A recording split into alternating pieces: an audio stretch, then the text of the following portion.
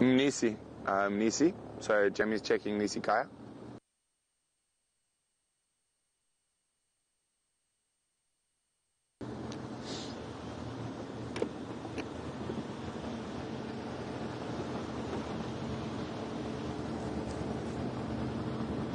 Okay.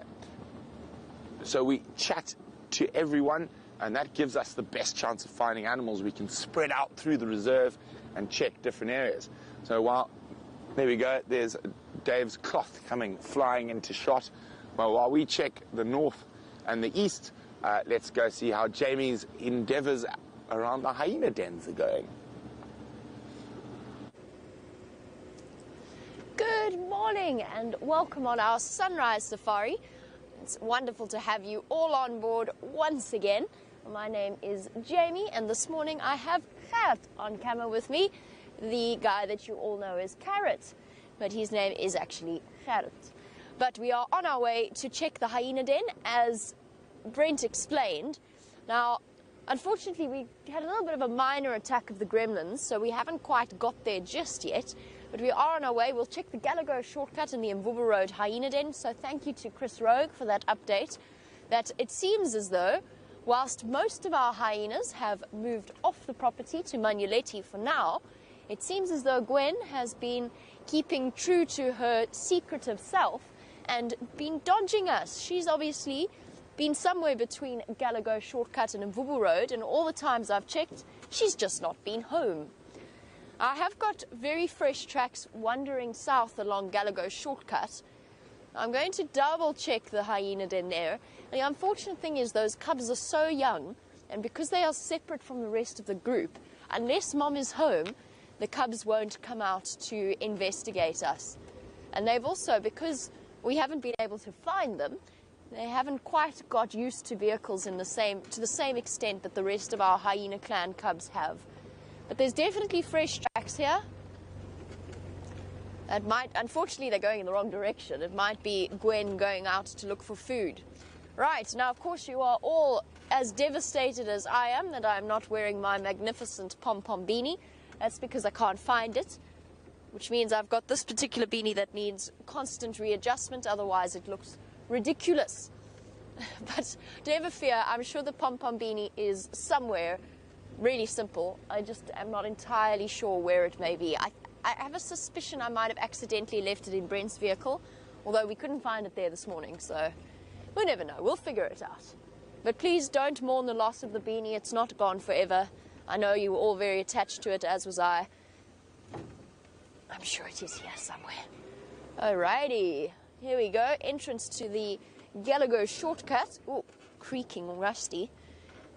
Gallagher shortcut den. Let's check here first.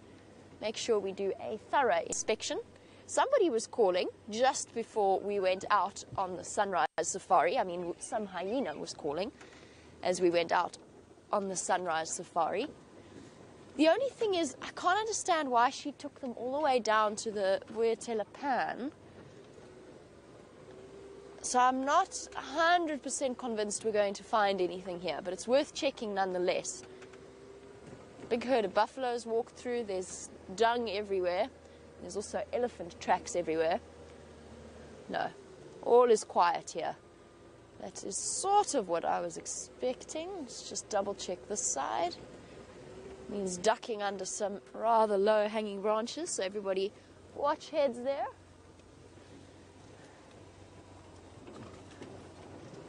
Hyenas, are you here? Are you home? No, definitely not. All is quiet at the Gallagher shortcut den, which was sort of to be expected. Just listening for a second. Nope. Nobody home. Just the silence of a winter's morning. Next, Mvubu Road den. I'm still trying to work out why Chris Rogue said she went east in that drainage system. I don't know of any hyena dens further east, but that doesn't mean there isn't one. It just means we haven't found it yet. So while we do some reversing underneath the low-hanging branches, let's go back to Brent for an update.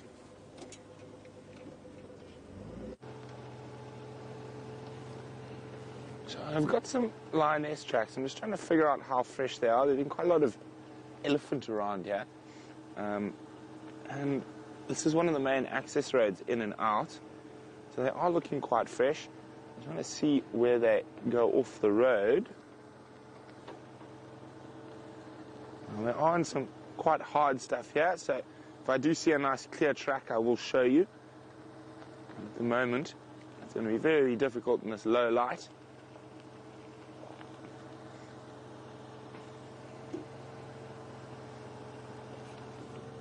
Still heading straight down the center of the road.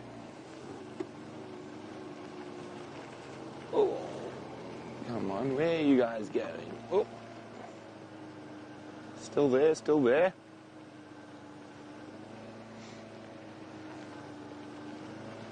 Well, oh no, that's a good place to change direction. Okay, there's last tracks. No, still coming. Oh, I'm going to have to turn around before I get a crink in my neck. Now, we've got a couple of crinks. One's that one, one's this one. That one's not a normal one for us, so try and minimize our neck crinks. Okay, let's have a look. Hopefully they don't go to the north.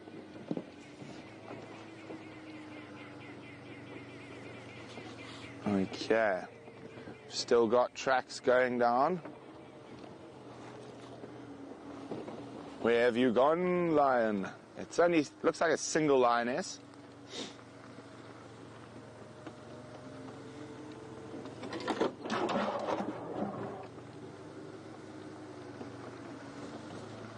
Okay.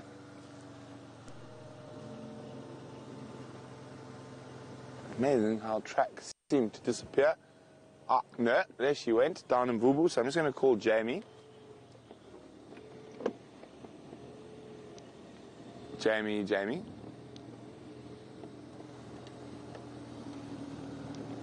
Tracks of a single lioness coming down in Vubu. So just have a look on your side there.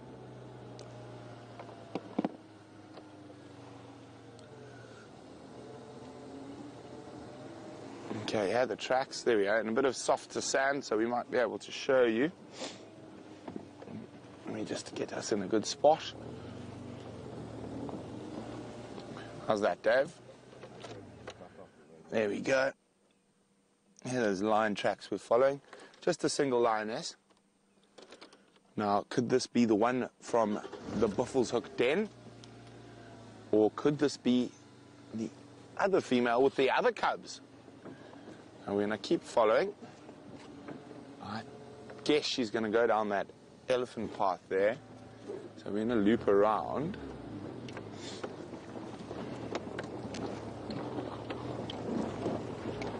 And see if her tracks come out on the other side. She could have, of course, stayed on the road, but no, she didn't.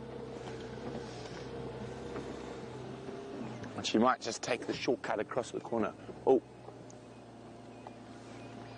Oh, very upset Franklin, right where those tracks were going.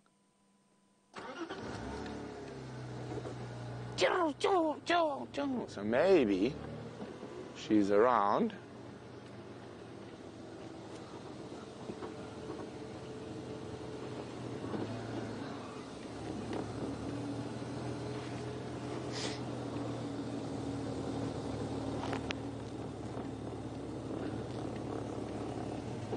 I'm just going to check a little bit further along here. If not, I'm going to go take a little quick walk down onto these paths here to see if her tracks continue on there. Just make sure she doesn't come back out into the road. And she doesn't, so while I just go check some of these elephant paths here quickly, let's go see how Jamie's endeavours are faring. Already the morning off to an exciting start. Since I'm in the vicinity, I'm going to be giving Brent a hand whilst checking the hyena dens at the same time. But I wonder, I mean, it's just a thought, it's a passing thought. I wonder whether that lioness hasn't been keeping her cubs somewhere in that region. And that in turn might have encouraged our hyena mother to move her little brood away from the area. It's just a thought, it's a passing thought. I don't know where she would have moved them to. Trying to work that one out is a little bit tricky, but we're going to try. We'll check in Vubu Road. I've checked the Philemon's Cutline Den. There's nothing there. There's no tracks going in or out. But the only other place that I know to check is Aubrey's Road, but that's in completely the opposite direction of where Chris Rogue saw them heading. We're just going to speed up ever so slightly because now I'm doing circles upon myself. I did hear the Franklin alarm calling that Brent had, and we're not far from him either. Let's just duck through this drainage. Oh, it's cold in the dips. Brr.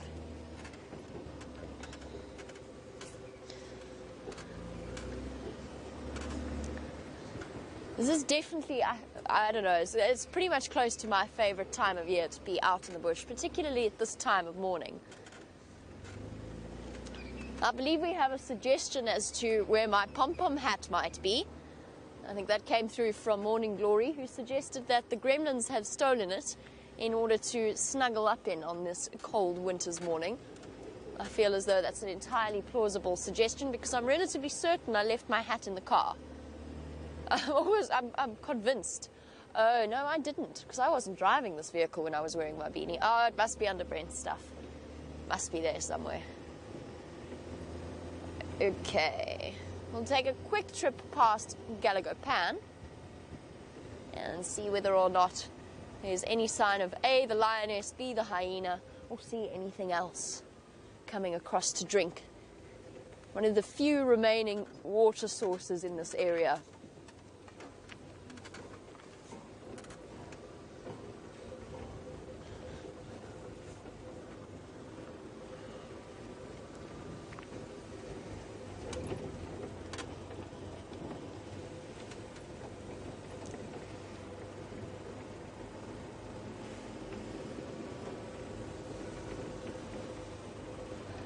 Ah, there we go. We've got even more of a clue as to what's happening here first thing in the morning from Chris Rogue. Whoopsie. Everybody look at the sun. We're going to keep looking that way. Let's see if we can't spot a leopard or a lion or a hyena. Got to make sure you check everything on your right-hand side. Right, Chris Rogue has said that this morning she heard soft contact calls on the dam camera from a lioness. Perhaps our lioness moving her cubs, and of course we've got the prospect of at least 2, probably 3 Nkuhuma lionesses, definitely 3 lionesses with cubs. We didn't know, we knew where one was hidden in that drainage line around Buffelshoek Dam, but perhaps there might be others around. All very mysterious. I'm just checking this area very carefully for tracks in case she is. So the Nkuhumas, there's a whole, this is why the hyenas like this area. It's why Karula used to like this area before the hyenas and the lions moved in. There's a whole river system that runs throughout this particular area. It's a sort of series of interleading what we call drainage lines. Our drainage lines are basically places where the water has cut away at the earth and left steep areas where there's plenty of cover, plenty of vegetation cover, plenty of rocks and crevices, and it makes for a really lovely spot for the animals of Djuma to hide their little ones. Our Brent's just trying to get hold of me. I think he wants me to help him check. Standing by. Whoopsie.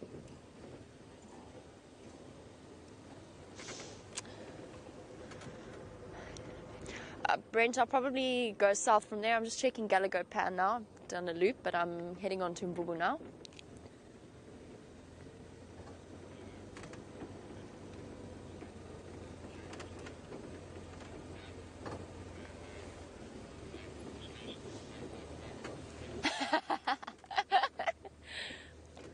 Copy.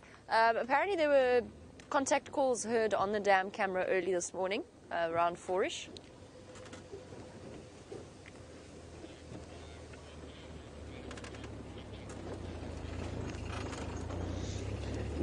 Copy that.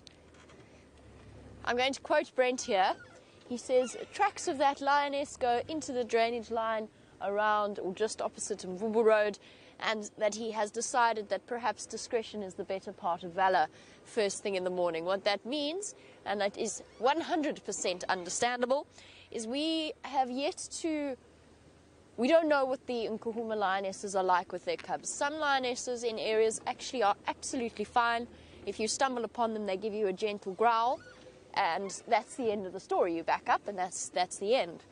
But I think he feels if he goes wandering in there now, there's a chance that she's going to come barreling out of the bushes at what will feel like 100 kilometers an hour. It won't be, but it'll be pretty close. 20 meters per second, 60 feet per second, with a rumbling sound equivalent to a Harley Davidson starting up. And I promise you, we are wide awake enough in the morning as it is. We don't need that extra shot of adrenaline to kickstart our day. So we'll check carefully around here, but I think that Brent has decided a deep wandering into the impossible drainage line systems, and I know how thick it is there, perhaps is not the way he's going to go about his morning. But you don't have to take my word for it. You can hear it from the man himself. Over to Brent.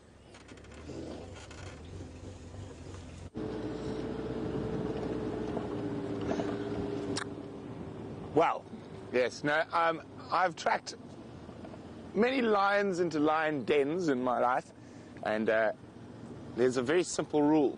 You don't want to do it early in the morning, and you don't want to do it late in the evening. So if you are thinking that there might be well, actually, this is a pride, now there's one going the other way. Interesting. But as I was saying, you want to do it sort of at about the hottest time of the day when the lions are least active. That is one way to sort of keep yourself intact in one piece. Okay, so I just want to have a quick look here. Okay, so out of these tracks, the freshest tracks actually look like they're heading back away. Well, let's keep on the ones that are staying on the road and out of drainage lines for now.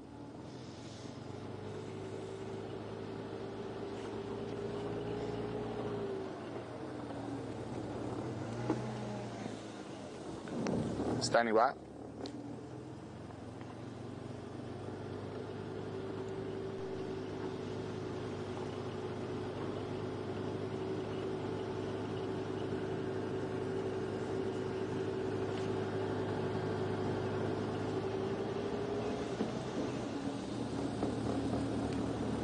I'm just trying to figure out what's going on here. There's tracks both directions.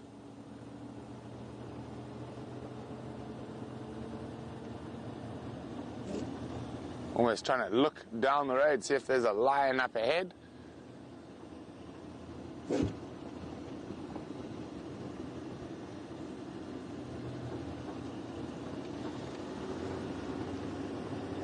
There she is there, walking on the left-hand side of the road.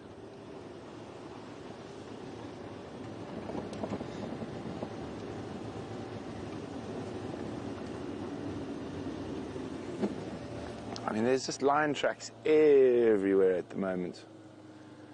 Now, these are from earlier last night. I can tell that because of the darkness around them, sort of condensation overnight. Where's the... Oh, no, she's left the road, the other one. But we have a look there. You can see early last night, before the morning dew.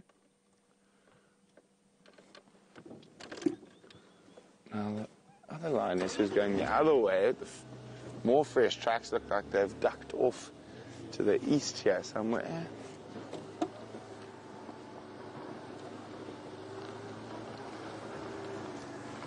Okay, I'm just trying to figure out which one's more fresh. The one going that way, I'm just trying to find one track on top of another.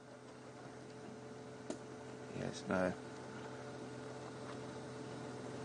These definitely seem more fresh, the ones heading to the east. Now, apparently there were contact calls heard around the Djuma Cam last night. So Jamie's going to check in that area while we continue to head east.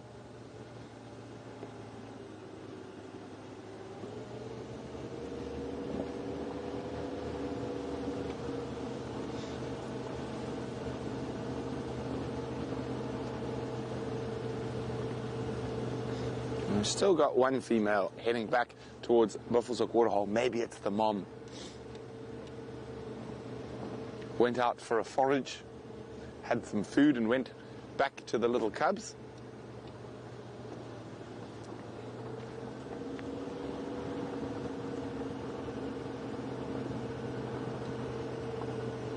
There she is. On top of the elephant tracks, so that's a good sign.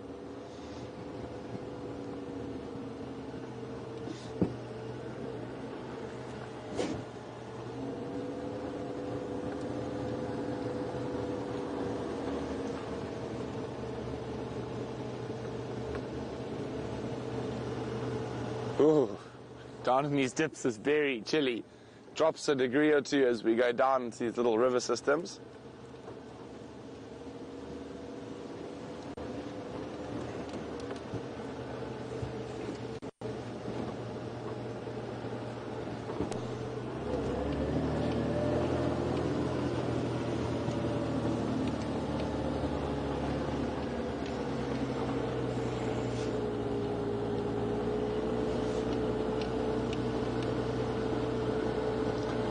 So I know Jamie's been in search of an active hyena den. Let's see how that search is going.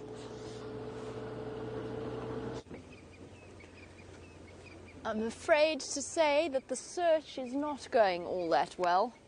Very sadly and sort of predictably, the Mvubu Road hyena den is quiet apart from several contact calling Franklins. Anybody home? Nope. No fresh tracks coming in here either. Where, oh where, is the lovely Gwen hiding herself? I'm running out of ideas. She might just not be home. She might have moved them to the Gallagher shortcut den or to this den, and she might be out foraging, scavenging for whatever she can find. And she's left the cubs safely ensconced in the den itself. It's just a matter of, we just have to keep checking, I think, at this point. I know all of you are really keen, as am I, to find out where she's gone. But she's not home today. We'll just have to keep trying. Don't worry, I'm committed to the cause. We'll see if we can't figure out where she may be. Okie dokie. So, Gwen's not here.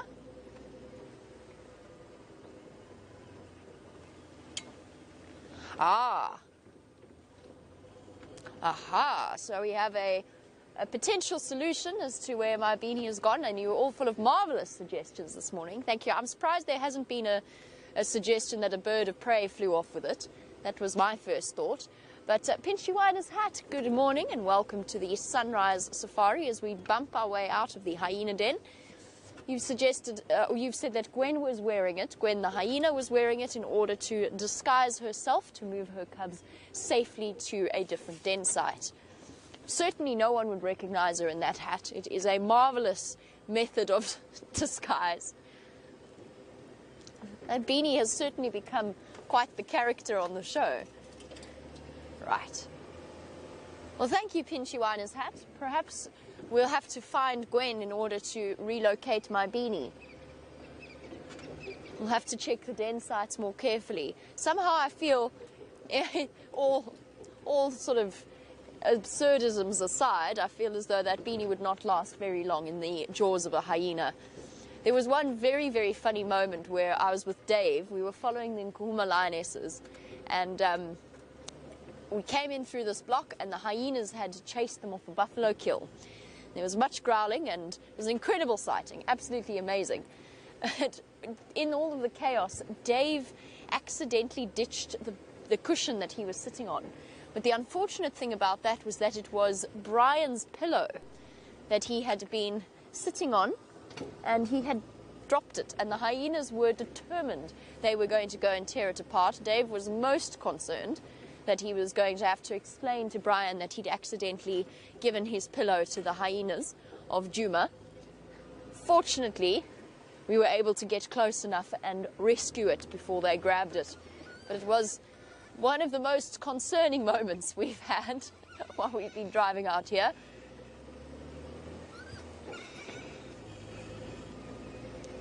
Hyenas do enjoy exploring absolutely everything they can find.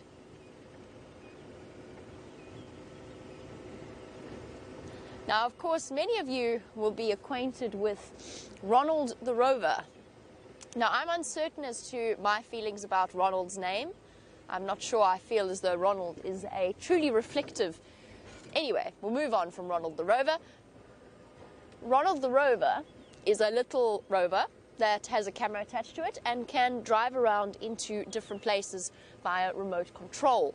Now, the first and only time I ever drove Ronald the Rover, I parked it underneath a marula tree. A big bull elephant came around, kicked it over, and that was the end of my rover driving days. And then poor Alex Voss has to fix it.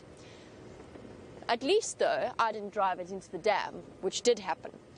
But Shamson was wondering, would we ever drive the rover into a hyena den to have a little, as a sort of a little reconnaissance mission?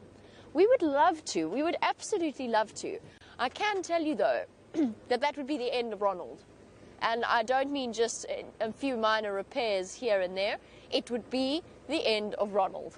Ronald would be thoroughly chewed up. The GoPro would have vanished. Bits would be flying. The tracks would be ripped apart. It's the same reason why Brent doesn't want to put up his camera traps without big steel boxes to protect them. Hyenas, as I said, have a certain curiosity about them, and that curiosity usually translates into exploration via teeth. And Ronald would be crunched. So yes, we would absolutely love to, but I think that the reality is we can't afford to replace Ronald each and every time it gets chopped. It would make for some incredible footage, though. If you could recover the SD card from the GoPro itself, you know, after digging through a little bit of hyena scat, if it survived the digestive system of the hyena, not much does survive the digestive system of a hyena, but if it survived, we would have some amazing footage to share with you all. Or we wouldn't have any footage at all. It might just be a sort of gentle drip of saliva and then black. Okie dokie. We're bumping our way away from the hyena dens. We have to move on from our search for hyenas for now. I think we're going to head across to Cheetah Plains. We'll see how the day goes. But while we head across in that direction, Brent has arrived at the lion den.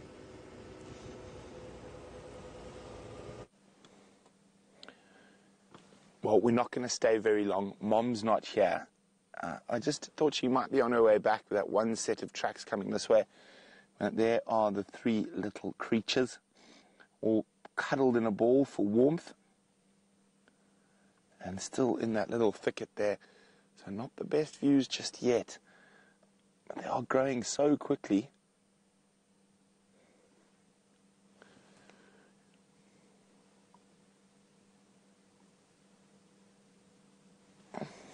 Hey, little ones.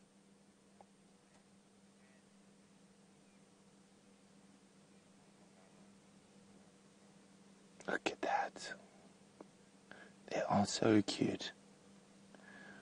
But we're not going to stay, as I said. Mom's not here, so we're going to leave them be.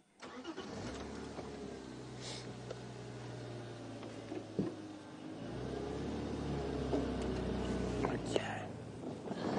So I did see some male leopard tracks up on the road, so I'm going to go see where those went. But I think it could be Mr. Gajima in this area. Okay. Let's leave those little cubs. Hopefully, one of these days when we come here, Mom's going to be lying on the open. We're going to get an incredible view, but it's worth checking every morning. Now, this is an evil little branch. Yesterday morning in the cold, it smacked me on the tips of my fingers. And I'm not making that mistake again. Ha. Success.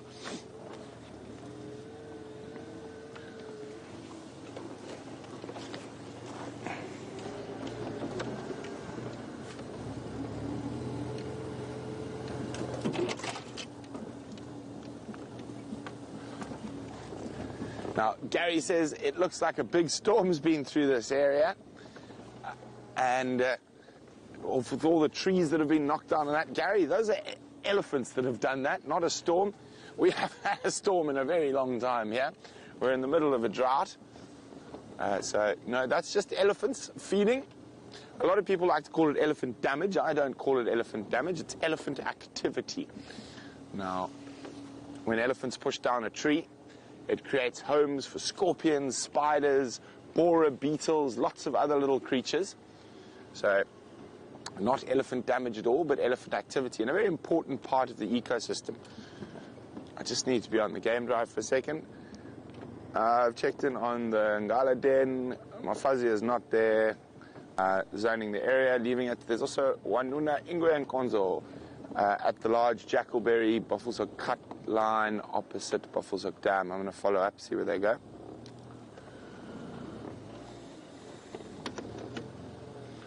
Okay, now this could be Mr. Gajima, which means he might have crossed to the north. I've got his tracks here.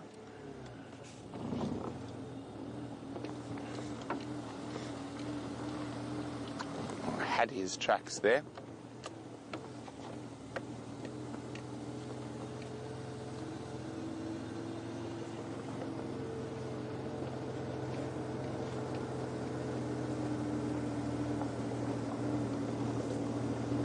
Yeah, there his tracks. They're not going, oh, don't go that way. And there's the next one. Let's have a look. Did he cross? Oh, there we go. Unfortunately, not that one. That one there. Okay. I'm going to try to show you. It's quite a difficult track. Okay. Here we go. I'm too close. I'm too close. Oh, no, but he came back out. Don't worry. He hasn't crossed. He's come back out. He's back on the road.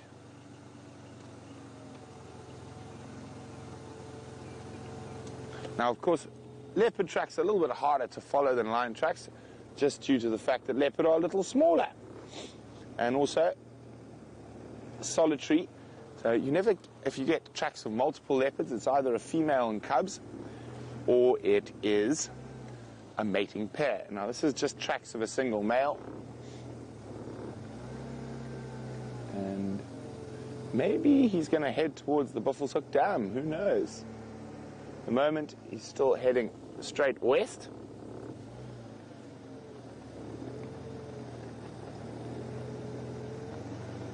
As I said, this area, it's probably Gajima. So we're going to keep on these tracks. Hopefully they don't cross to the north. While we do that, let's go see how Jamie's morning is going.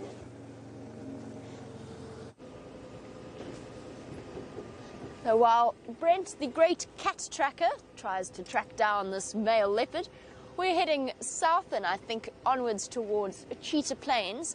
Unfortunately, it does take us into what is indubitably the coldest place on Djuma, which is Twin Dams Road, because it sits right next to the biggest river system on the property. It is very cold, very, very cold down here. I'm going into the dip, which is even worse. My fingers are starting to hurt.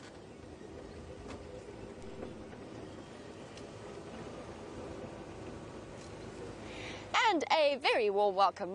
One of my favorite questions to get each and every drive is this live safari really real? Well, Alex A., welcome on our Sunrise Safari. We are as real as it gets. Probably the most real way to watch wildlife television, if we could even call it that, around the world. So absolutely, we are a live and interactive safari experience, which means that you can send through your questions on hashtag SafariLive on Twitter, or you can email through to questions@wildearth.tv. And Alex A., I really hope that you stick with us, because there are so many amazing things for you to see out here, so many characters for us to introduce you to. And the wonderful thing about it is that we are on every day, twice a day, for 3 hours in our morning, 3 hours in our afternoon. The best time to see game out here in the Sabi Sand, which is a place that is the most famous for game viewing. And it really, I promise you, it really is for real. The magnificent thing about the concept of Safari Live, as we slowly dodge hypothermia through the dip, is that it is completely live, which means we cannot edit. We certainly do not script. The animals write their stories for us, and we follow along and hopefully try and find them for you to bring you those stories. Definitely the rawest, most reflective way to watch wildlife. The next best thing to sitting on the back of a real live safari vehicle. And you have the added advantage that you don't have to wrap up in 10 million blankets and sort of shiver your way along, and the wind chill factor. So welcome to Alex A. We'd love to hear where you are from. We always enjoy hearing where our different viewers are watching from. We've got people in Fiji, New Zealand, America, Canada, the UK, Europe. It's amazing how far the reach of SafariLIVE extends. It's interesting that Brent commented on the mess that the elephants have made, because I was just mentioning that to Gert as he did. The fact that there are elephant tracks absolutely everywhere, but where are the elephants? Where have they all decided to disappear off to? I'm sure Brent mentioned that an elephant at some point last night blocked our driveway almost completely, ridding us of a buffalo thorn that has forever caught onto clothes and so on whenever we've driven past it to go into our main camp. That buffalo thorn is no more. I'm actually quite sad about it. I quite like that buffalo thorn. But it is definitely gone.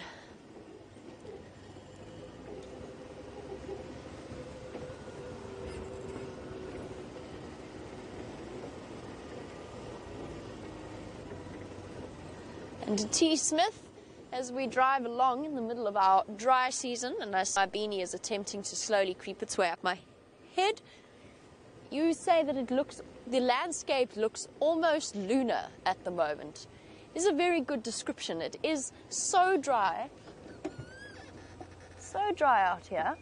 Let me go see what those hornbills are doing. Hold on, sorry, we'll get back to that. What's up, hornbills? Why are you squawking? What is going on here?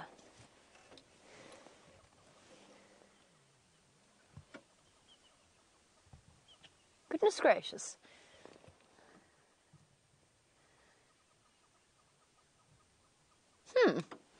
We have stumbled upon what looks like a relatively vicious argument between two hornbills. I can't tell if they are stuck together or if I think that's two males fighting. Oh, it's definitely two males fighting. Look at that. When last did you see a hornbill fight?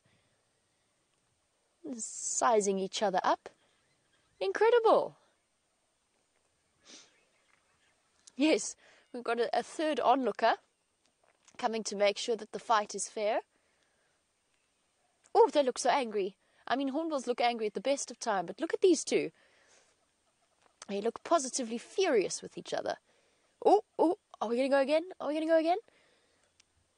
They're all males. All three of those are males. Oh, and we're back in. Oh, my goodness. Look at that. The one on the right has managed to hold the beak closed. Oh, they've separated again. This is incredible.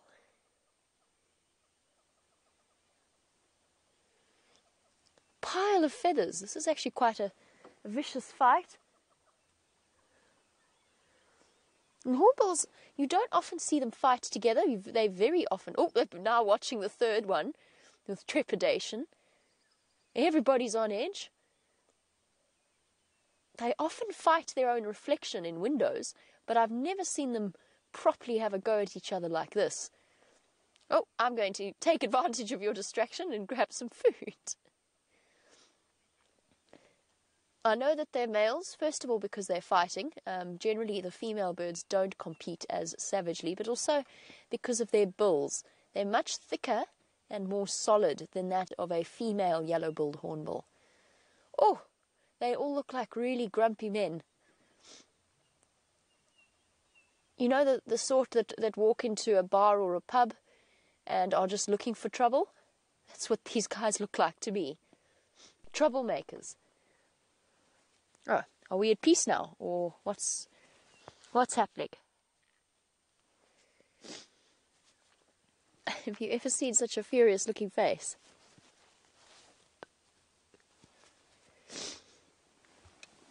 What is happening here? It appears that, well, by whatever rules, the fight has been decided. It seems to be over. The challenger on the right has calmed down. Oh, hold on.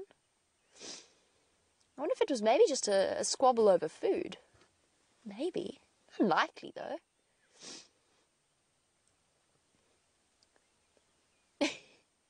Hopping around looking very intimidating. That's a leaf. That's a leaf, buddy. That's not going to be very nice.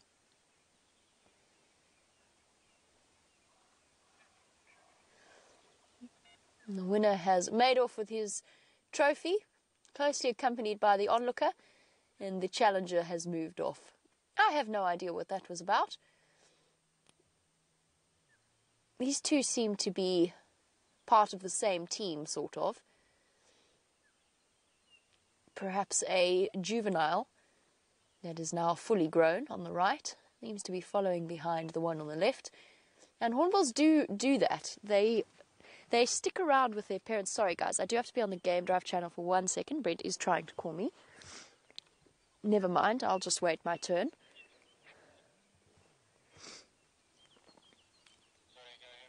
So the juvenile hornbills, yellow-billed hornbills, will stick around with their parents. They'll even help to raise the next generation. It's known as cooperative breeding, and it's quite common in the hornbill family, in the woodhoopoe family, and so on.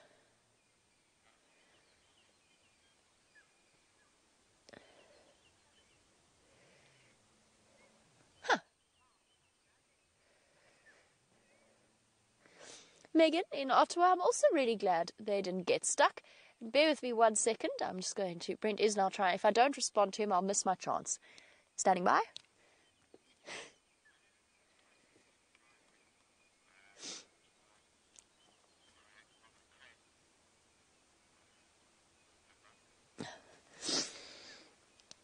Copy that. I didn't check Gari Cutline. I might that. I'm on Twin Dams now. There were no tracks coming out of Mvubu. Okay, Brent's just letting me know that it looks as though the Nkuhumas are back on our property. Megan, you're absolutely right. That was so cool. But I am glad they didn't get stuck. It seems to have been decided relatively quickly and with a minimal amount of violence. Just by the way, that is a red-billed hornbill and not the yellow-billed that we were watching earlier. Slightly smaller, and obviously, as the name suggests, with a red bill. The one bird fight we did see live, was a fight between two fork-tailed drongos. Now that was absolutely incredible, and that turned truly savage, which is why I was watching this fight with a bit of trepidation, just wondering whether or not things would actually take a turn for the worst, because they can grip onto each other very, very harshly. And that fork-tailed drongo fight that we witnessed, the two birds were locked together, and at one point, we were actually worried that the victor was going to kill the loser. So this fight that we've just witnessed was very interesting. Different species of bird. Drongos tend to be a bit more aggressive. But we always see the hornbills bashing their reflection whenever the sun hits a window wrong.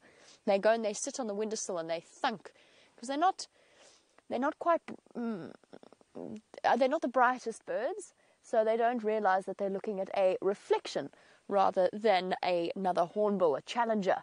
So it's interesting to see them actually getting it, at least finding a true form, a real-life opponent.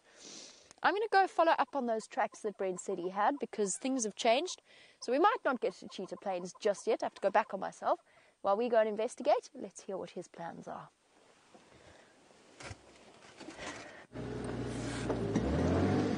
Okay, so Dave just lost his hat, and I'm in a rush.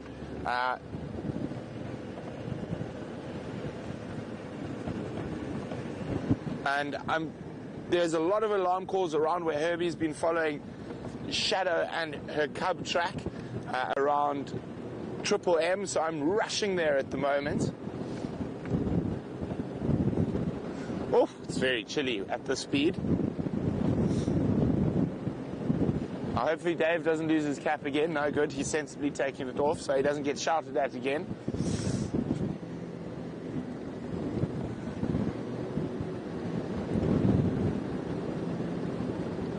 So always check. Oh, another dip.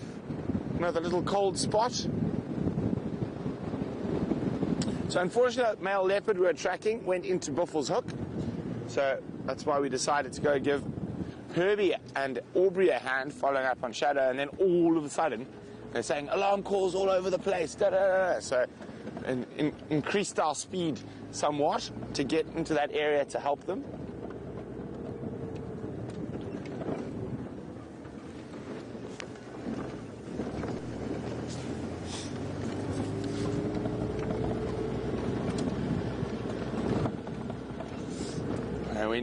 We're nearly in that area.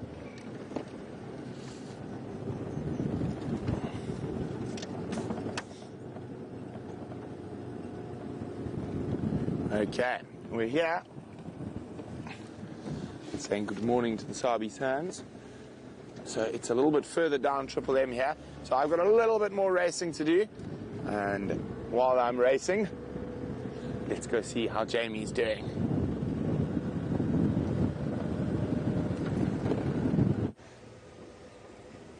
Oh, poor Dave. He must be clinging on for dear life. Hopefully his hat is returned to him once again. We're going to go and investigate those tracks that Brent found in a moment. I just want to see something quickly. I've got hyena tracks here and I thought I saw tiny little ones. Just bear with me 1 second.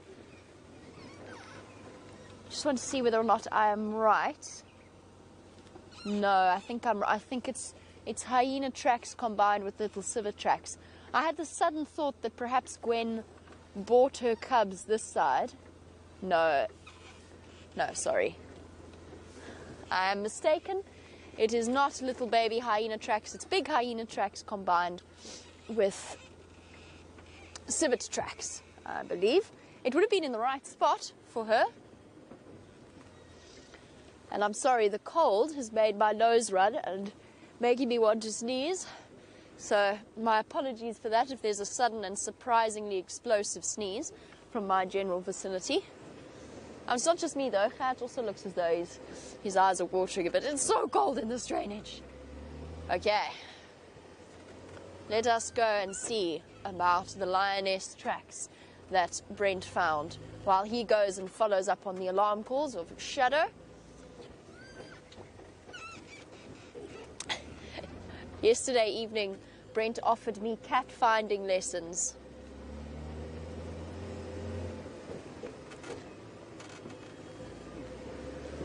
And hello to Chris Roundtree. It is marvellous to have you on board. You're obviously a new viewer and are wondering why our car doesn't have a roof. Because we don't need one. Essentially, this is the best way to experience the African bush. Yes, it's a little bit chilly. We've got the wind chill factor moving about. But imagine if we had a roof restricting our extraordinary view of the beautiful surroundings. Now, I think the next question that stems from that is, for new viewers are often concerned about us being in an open vehicle in the proximity to the wild animals. And it's just an important thing to remember that these animals have been born and raised in an environment where open safari vehicles are as much a part of their landscape as the trees and the termite mounds. Yes, okay, not quite in that we move and that the vehicle makes a little bit of a noise, but essentially they are very, very used to our presence. And the second thing to remember there is that we are absolutely not on anything's menu. Nothing out here is actively going to set out to harm you. The only time that accidents happen is where people have made mistakes or where the animal is feeling in a particularly bad mood, it feels threatened, frightened in some way, and it responds by being aggressive. And 99.9% of the time that can be avoided by reading the animal's behavior and watching what they're doing and the signs that they are giving you. So even for the big cats, you might, if you ever happen to find yourself upon safari, you might be told that the animals don't realize that we're in the vehicle. They don't recognize that there's a human being in the vehicle. They don't see the outline as a human being. I don't think that's true. In fact, it's not even I don't think that's true. I know that is not true. I know that I have had anything from a lion to a leopard to an elephant look at me in a vehicle. Not at the vehicle, at me, or at the cameraman. There is no way on earth you can convince me that animals do not realize there are people in the vehicles. They're just not concerned. We are not a threat to them. Animals have had thousands of years of evolution telling them that an upright human being walking is a threat because they might be hunted. They've had 50 years of evolution, and you can't describe it in those terms. 50 years of experience where vehicles have been driving in their lives. Okay, let's say 100 years of experience in that way, and they don't see the vehicle as a threat with human beings in it. If I were to get out and walk, it's a different story. And even then, it's just about being cautious, being aware of your surroundings. And aware, for example, of the fact that my hat is attempting to make its way off my head.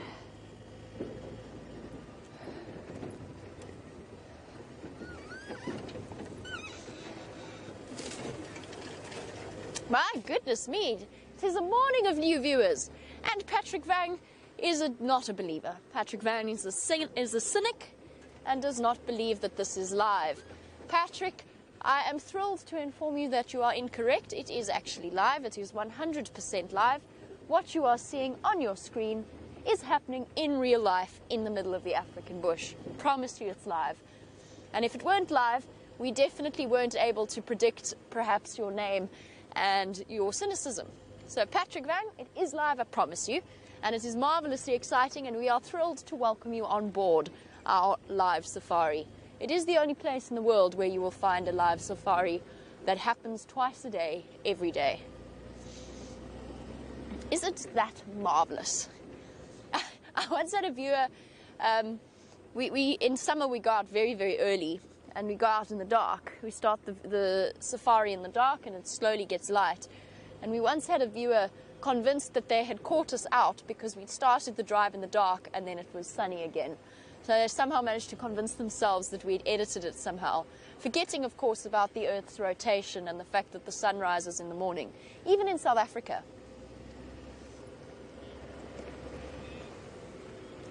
Right, let us look for... goodness me, Chris Rogue and our other hyena lovers, our hyenas have been everywhere. They may have moved their den site, but there are just hyena tracks absolutely everywhere in this place. I wonder if those lionesses didn't make a kill in there. And that might be, I don't know. Let's find out. Let's try and puzzle this out.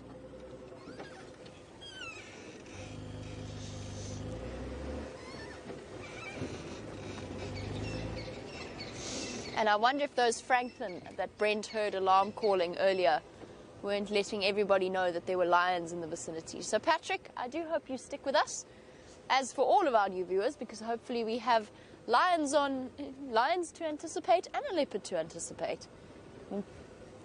All kinds of exciting things out here to see. But otherwise, all the animals have gone into hiding. I think they're having a morning lion on this chilly morning. They've decided, nope, they're all going to cuddle hidden away in the bushes. Except for those hornbills, of course. Those hornbills started off the morning on an aggressive note. Right. Now, sometimes if the animals are not walking casually along the road, we do have to get out and go and walk to find them. Brent would just like to explain what it is he's going to do. So let's head across to him.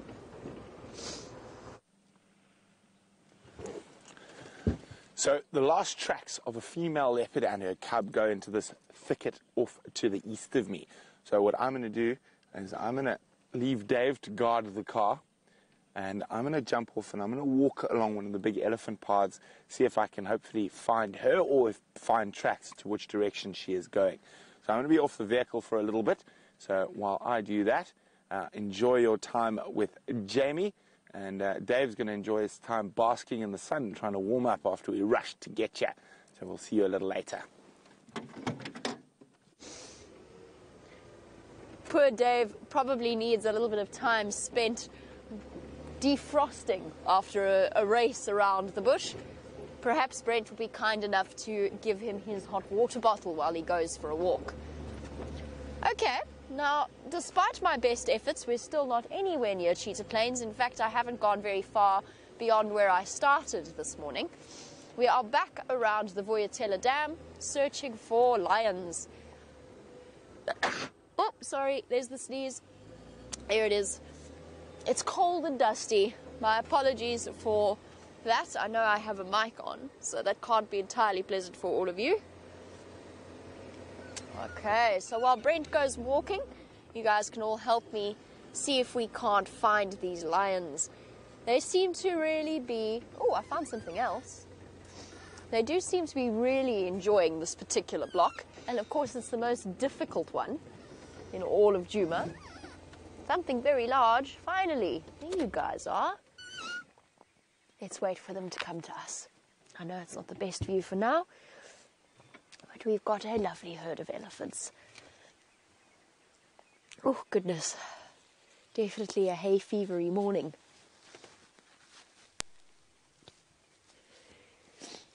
Oh, and this lovely herd is quite a big herd. It is going to slowly make its way towards us, which is perfect. The best way to approach any elephant is not to approach them at all, but instead to pop yourself in a position where they are coming to you. Basically, that leaves the choice up to them as to whether or not they come a little bit closer. Hello, big girl. There's some yummy sickle bush there. Not really to my taste, but apparently to hers. It's got huge thorns, but the mouth of an elephant is totally impervious to them. The one on the left appears to be frozen in action. Oh, there we go. Got some movement. Sometimes it seems as though elephants kind of get caught up in a daydream. They freeze sort of mid-mouthful.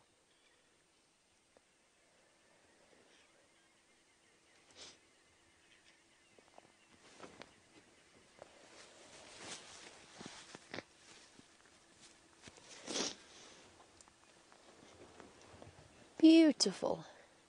There's nothing like seeing elephants in the morning sunlight.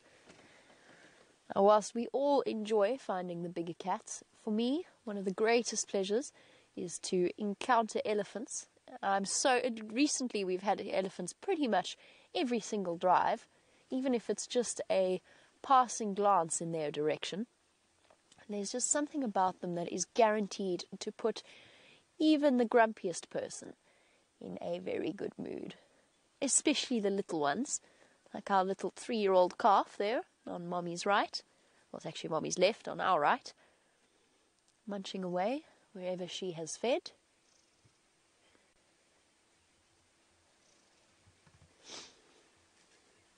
There we go, have a look at that.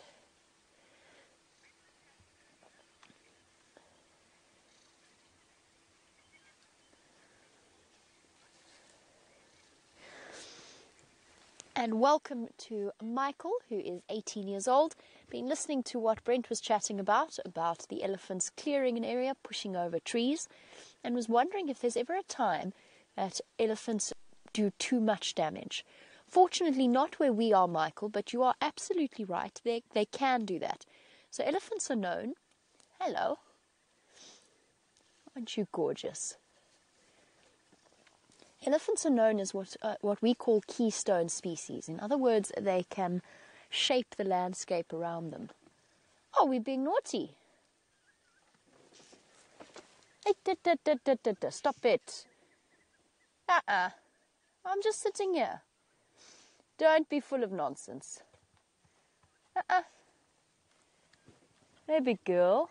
Come now. Come now, we're not doing anything.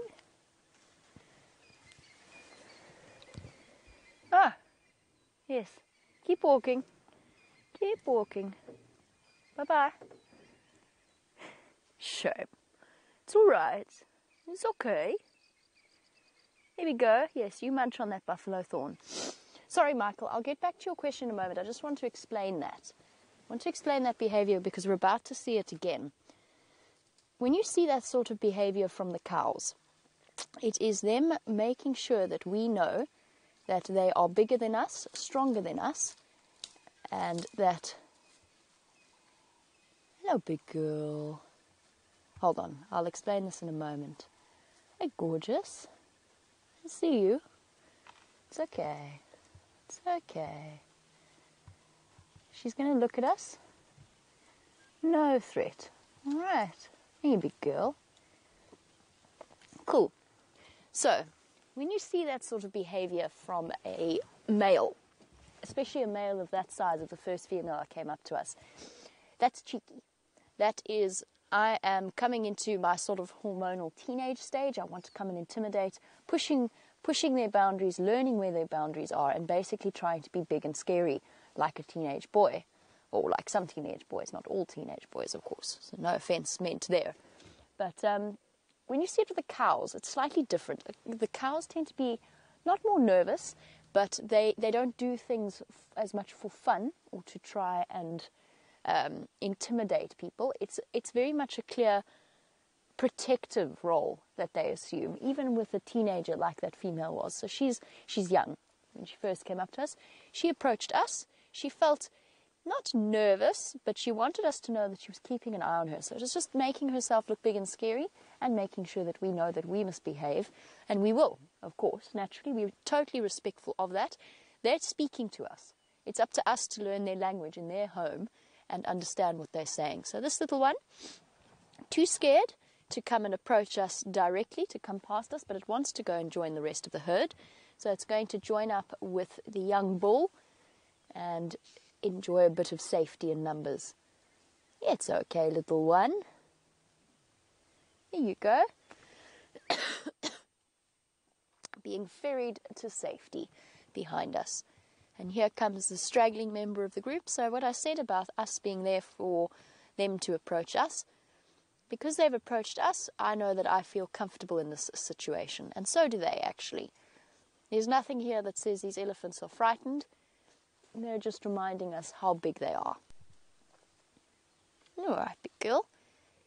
Or choosing to cross behind the vehicle rather than in front of it. Right, so Michael, back to your question. Elephants, keystone species. In other words, yes, you're very big and scary. It's okay, I see you. I'm not going to do anything. Don't worry. I wonder if they're being pushed by a bull. I have a funny feeling they might be. I think they might actually be harassed by a big bull elephant, and I think that's him. Here we go. That's why our elephant herd is a little bit upset and constantly moving. Is he in must? No. So that's the first thing that we look for. Sorry, Michael. I keep getting interrupted when I answer your questions. My apologies. I'm just paying close attention to what's happening here. And we've got an explanation behind our elephant's slightly upset behavior. Right, here's what he's going to do. He's very keen on the ladies, but he wants to come and intimidate us. So he's going to come, he might give us just a sideways glance, or he might come and be a bit more intimidating. Hello, boy. Oh, ladies, too much of a distraction, huh? Not even bothered by the vehicle. I'm just going to keep an eye on him, just because sometimes bulls, being clever animals, like to pretend they're not interested and then come back. But I don't think that's the case this time. I think that he is far too interested in the prospect of passing on his genetic material. Okay, cool. Let's reposition slightly now that they've moved away from us. Right, poor Michael's question. Oh dear, this beanie is ridiculous, isn't it? Keystone species. Now about the fourth time I've tried to say this. So what that means is if you have too high concentration of elephants in a small area, they will and can and will convert a woodland to a grassland. So it's not something that we need to worry about in our enormous 8.5 million acre property, 4 million hectares in size. It's vast, and the population basically controls itself. So the bigger the area that you're in, the less you need to interfere or manage it in some way. I'm trying to find a nice position for these eddies. Bear with me. We might need to do another U-turn. But in smaller reserves, in closed systems, the numbers of elephants do have to be controlled, because otherwise, yes, absolutely, they can do far too much damage. In certain places like here, clearing away the trees, generally oh, hello, elephant bull number 2. Goodness, I wonder if there isn't a female in estrus coming through. Hello, a big boy. So in closed systems, they have to manage the area, manage the elephant population. Oh, he's magnificent. He's going to go and join the females. So let's watch them from here. They will manage their elephant populations, usually by moving the elephants around to other reserves, or else contracepting them. There's different methods of contraception. And that can be done in a way that doesn't interfere with the elephants in a massively negative way. But it is one of those sad facts of life. We've closed off their migratory routes. We've stopped where they would normally have gone centuries ago, when resources were limited. And so, as a result, we have to then manage the impact that they have, because it's about the rest of the animals as well. It's not just about the elephants. So a perfect black rhino habitat, for example, a woodland where a black rhino might want to hide, could be converted into grassland and therefore made more tricky by an elephant herd constantly impacting that area. So yes, they do have an impact. They do indeed have an impact on the area that they're in. But they can also be an incredible force for good. And of course, bear in mind that this landscape has evolved with elephants. So the way that the landscape, the ecosystem works, it all ties in together. It ties in with the elephants themselves. It ties in with the various other bulk grazers, anything like that. This is the way it's meant to be. And elephants actually maintain the balance between the woodland layer, so the trees, essentially, and the grasses. Because if there's too many trees, the grass won't grow. If there's too much grazing, the grass doesn't stop the trees from growing, and you get bush encroachment, and so on and so forth. Our Ellies are playing hard to get this morning. There might be a little bit of a scuffle between these two boys. There's a bit of posturing.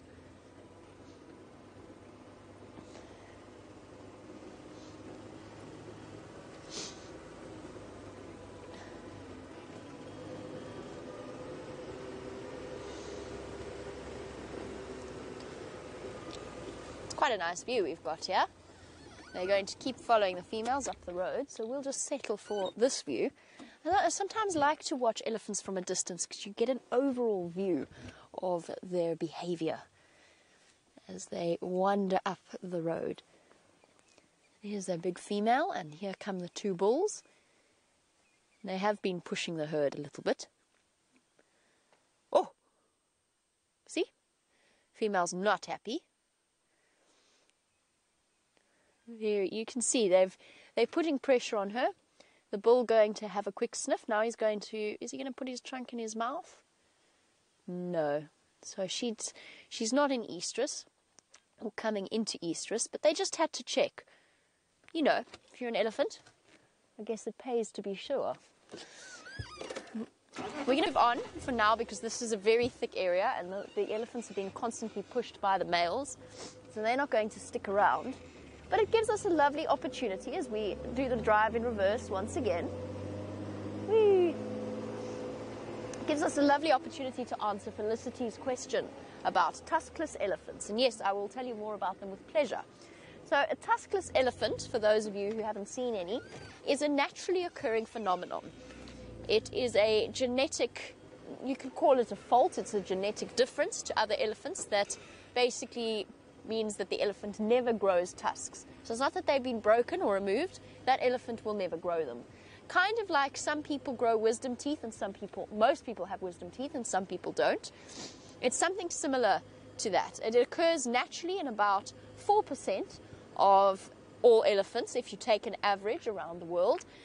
Unfortunately, as human beings, we have in certain parts of Africa, I say we, that's a bit generic because, of course, none of us either driving around showing you these things or watching have played a role in the destruction of Africa's elephants, but human beings as a species have actually selected for tuskless elephants, artificial selection essentially, because of poaching. Because a tuskless elephant is not valuable, so they don't get poached, therefore it favors that genetic line. So Felicity, how do they eat? Pretty much, it's not a disaster for them. They can live just as long as the normal tusked elephants. They just change the way that they eat ever so slightly. So they might be less fussy about picking off the bark, or what they might have learned to do is to, you know how, because what elephants often use their tusks for in terms of feeding, the main purpose is to go and to scrape the bark off the tree and pull off the cambium layer. That's the main use of an elephant tusk in feeding. So what the elephants will do is they'll wait until one of the other members of the herd has broken through into the cambium layer, and then they will move up and start stripping with their trunks. They can still gather leaves and eat them. They can still gather branches and eat them. They might not have anything to lever and to break, but it just means that their trunks will have learned to coordinate in a different fashion. The bulls might have a little bit more of a hard time, because the tusks, although the tusks are not necessarily the be-all and the end-all of a fight, male-on-male fight, it's mainly the use of the size and the strength of the elephant and the top of the trunk and the base of the forehead that they push against each other. But tusks do play a role and can be used in fighting, so you might find that a tuskless male elephant will be at a slight disadvantage when it comes to competing for mates. But that in turn, oh, the birds are full of nonsense today. The orioles are having a fight now. I'm going to try and show you, but jeepers, they're not sitting still. Oh, well, gone. Bye. Darn. Hold on, let's see if they come back. It's two black-headed orioles having a fight, but they're being impossible. They're moving so fast that there's no way that poor Gert could possibly get them on camera. Let's just wait and see if they come back. No, they're now gone completely. Sorry, everybody. Would have been exciting to watch. There is a tuskless bull that hangs around. He comes through here, he comes through Cheetah Plains. He's absolutely enormous in the prime of his life. Last time I saw him, he was happily associating with the rest of the herd. And he's really nice. He's a good-natured bull. I don't know, just sometimes you get an impression for an elephant's personality or nature. He'll come up, he'll have this sort of benign look down onto the vehicle, and then off he goes once again. It's the elephants with the shortened trunks that have more of a difficult time feeding. It takes them longer, and it is a bit more of a struggle for them. Hello, Nyala.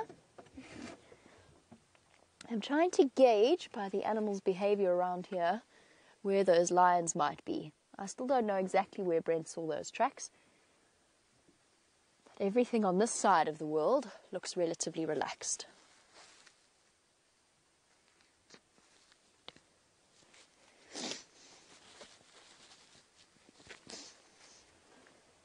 She's glancing off in the direction of the elephants. A beautiful female Nyala for all of our new viewers. One of the most attractive of all of the antelope species, with their beautiful, in the female's case, tannish coats and bold white stripes and very, very fluffy tails. And then, if you look carefully, there's actually a teenage boy at the back. He's sort of stuck halfway between getting his natural adult male colouring and the reddish colouring of the fawns and the females, or sorry, not the fawns, the lambs and the females. They're starting to look scruffy and a bit pubescent, but hasn't quite acquired the dark grey colour of an adult male. So within Nyala, they have the greatest sexual dimorphism of any of the antelope. The males are much, much larger. They're a completely different colour. They have horns, and they are much fluffier than the females. So the greatest sexual difference between males and females of any antelope. They are also where the divide happens linguistically for us in terms of naming. We call anything the size of a female Inyala or smaller. The male is called a ram, the female is called a ewe. So that is an Inyala ewe. Anything the size of a male Inyala or bigger automatically becomes a bull and a cow. So it is an Inyala bull and an Inyala ewe. That's where the confusion arises. I hope you're all writing this down because it does get a little bit tricky. And then beyond that, anything bigger, kudu bull, kudu cow, eland bull, eland cow, and so on.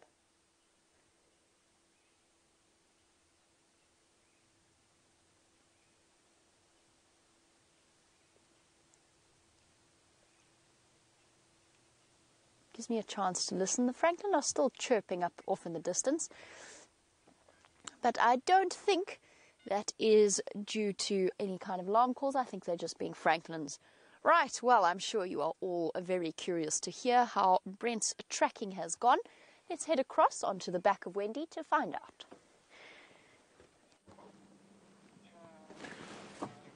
Sorry guys, I'm just listening to the radio.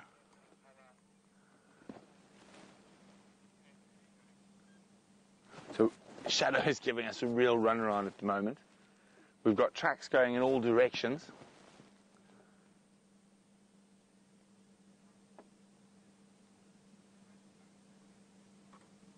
I'm just listening.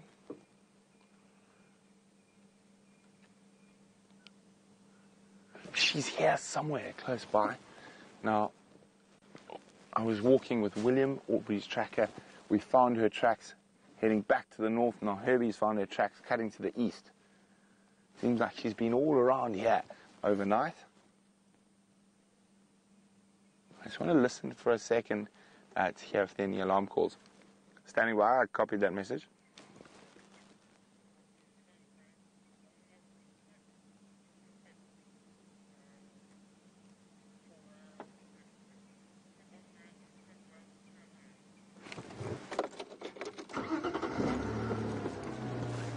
Copy will do. Okay, so Herbie's asked us to drive the power lines. He's asked Aubrey to drive Vuetela access. So we're very confident she's around here. Now, we're hoping that she disturbs some more impala. She did earlier. That's how they jumped from the tracks that were from much earlier last night into this area, because all the impala were alarm calling. And now she's crossed on top of Herbert and Aubrey's tracks. So these are really fresh tracks.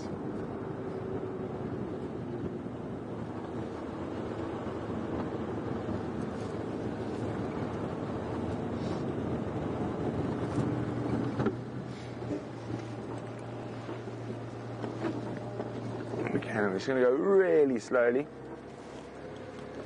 Standing by.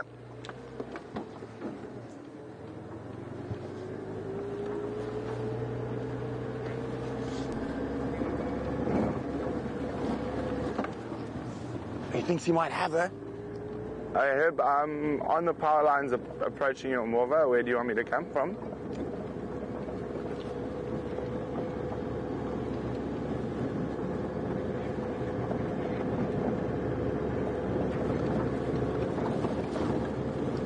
Okay, copy. I'll be there now. So he thinks he had a brief visual of her through the bush. So we're going to try and get a little bit closer now.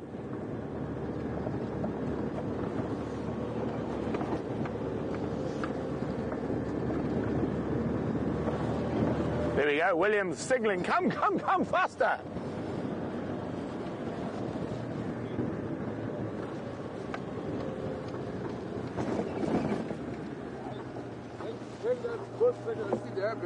Okay, and then get there. Thanks, Will. Been a serious team effort of some time to produce this cat. Hopefully she doesn't get away before we see Herbie. You looking for Herbie, Dave?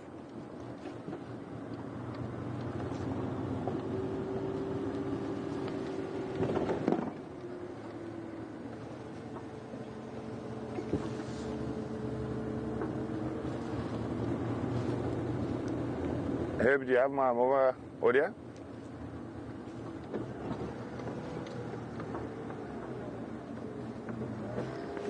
Confirm I must cut in the block from where I am.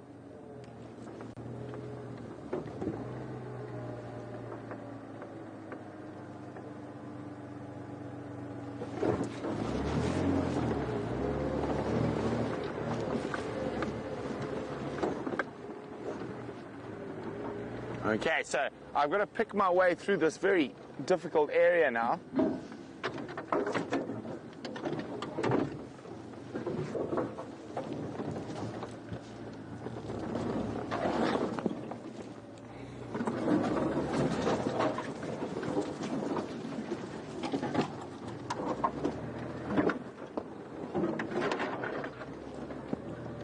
Okay, so Herbie's around here somewhere, and she headed more due east, so that's what we're going to do.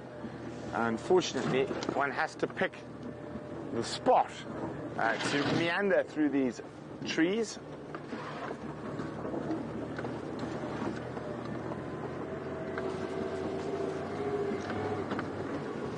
Oh, this looks like a good spot. Not too thick.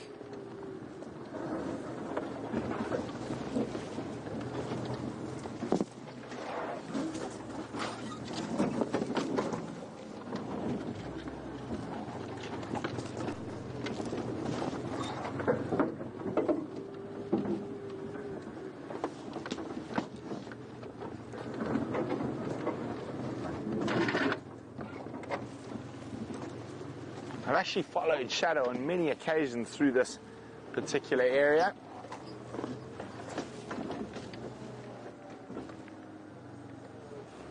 It sounds like she was chasing warthog when they found her.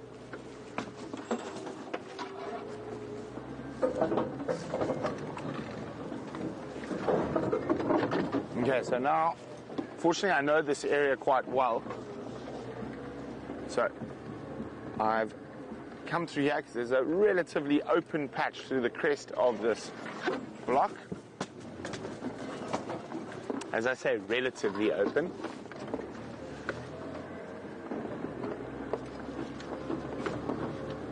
So Dave, you're keeping your eye open. She could be anywhere around here.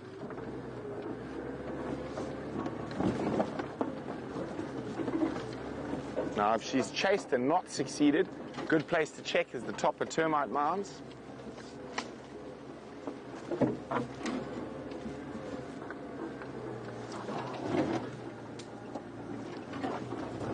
Okay, I just need to be on the radio, get some better directions from Herbie.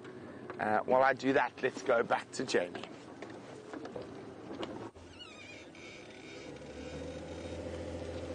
While Brent searches for Shadow, wonderful news that Herbert managed to locate her. I have found crisp, fresh lion cub tracks. Now I have to tell you that the position I found myself in while I was when I found said lion cub tracks, it was not at the time a pleasant discovery. However, I'm now very excited now that I'm back in the vehicle and we can go and have a look. And so we, the intrepid explorers of the Wild Earth team, are heading down into this fire break. Everybody hold on, it's going to be a bit bumpy. Oh. Watch antenna. You okay there, Gert? Well done, Rusty. It's a bit of an angle to go down. Right. Fresh, beautiful, crisp, clean lioness tracks coming in here, along with the little cubs. I'll see if I can't find you a clear example. And so we find ourselves in the drainage system of Gari Cutline, the place where we've suspected all along the lionesses have a den site. There's hyena tracks in here as well. Where have those cub tracks? No, I see. Going straight in. Remember how we spoke about it's such a perfect spot for hiding babies.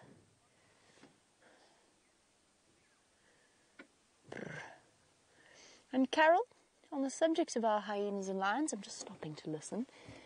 You were wondering whether or not our hyenas might be following the lions in order to be more assured of some food and some scraps? And the answer is yes, possibly. Hyenas do follow lions.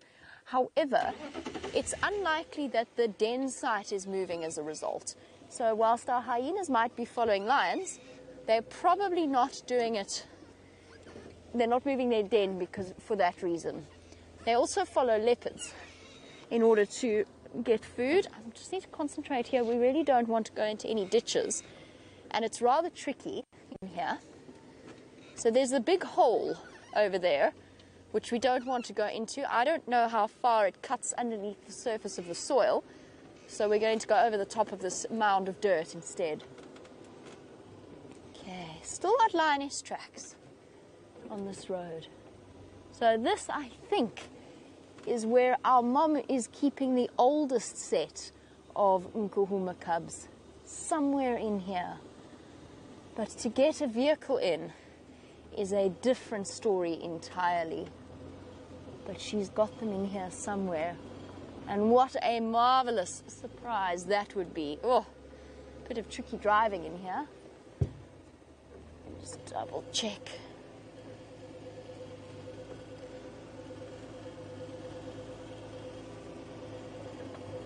Any sign of her? See if there's any tracks on this road. So finding a lion den site can be a tricky experience. You've seen, while we've been watching the wonderful little cubs at the Buffelshoek den site, you've seen how well hidden that lioness is. And if we didn't know she was there, if the rest of the pride hadn't led us there, we would never have known that she was hiding out in that drainage line spot. So it is very, very tricky to spot them.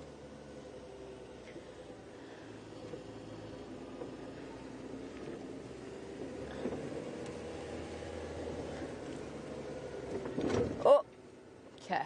Nope, she is definitely in here somewhere with her little ones. It's just a question of where.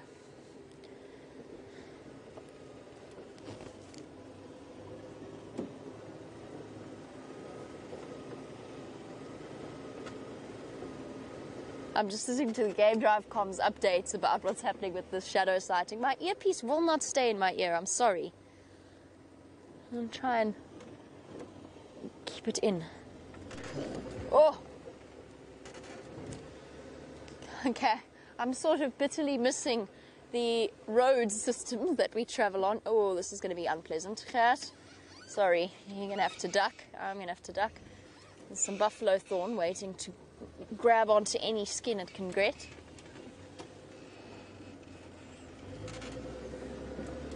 No, this is getting ridiculous.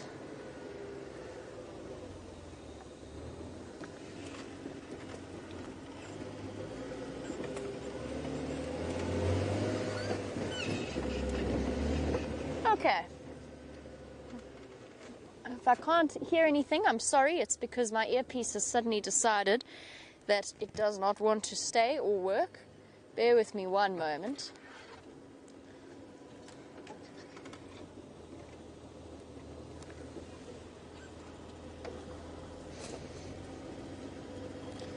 Okay, that appears to be better. Cool. Back in the world of outside communications once again.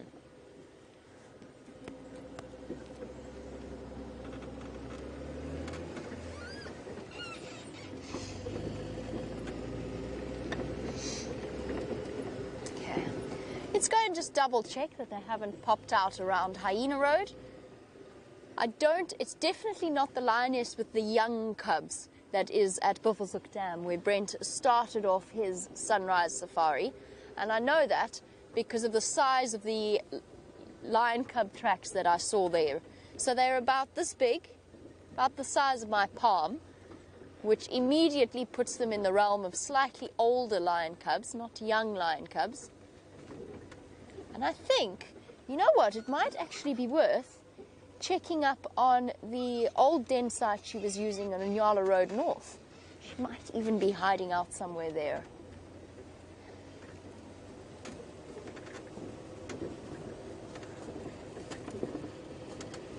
If, however, she is in the area of Gowrie Cutline, then there won't be any way for us to be able to see her. Just simply because we absolutely don't have any signal in there. There we go, back onto a proper road, and we can resume our search. I think she's hiding in there, though. While Brent crashes, well, not crashes through the bush, but goes off in search of Shadow, let us find out how that is going.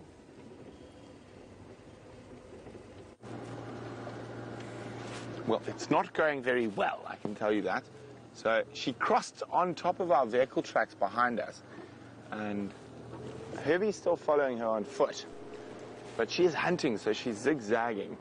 Now, I'm going to stand by here because there's impala and zebra in the bush here. So if they spot her, and they will erupt into snorts. Here we go, there's impala. We've got a problem with our focus ring, unfortunately.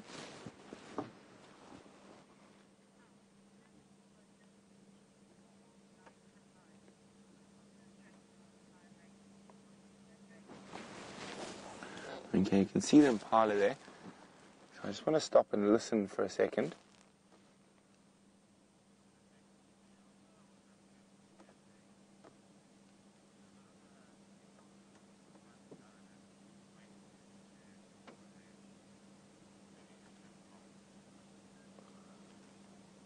So far, the impala look very relaxed.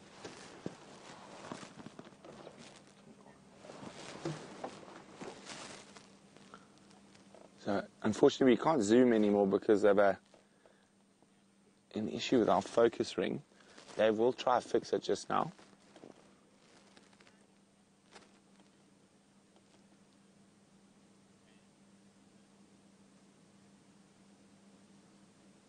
Now, she could be stalking these impala.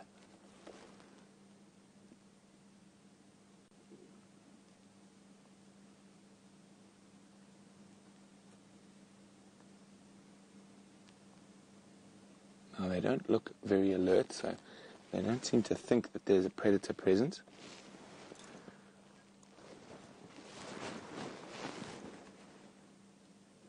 Dave's going to try again. You can see the zebra there as well. He might have managed to... Yeah, there we go. Now, Dave, keep checking in case she tries to do what she did to us just now and cross right behind us.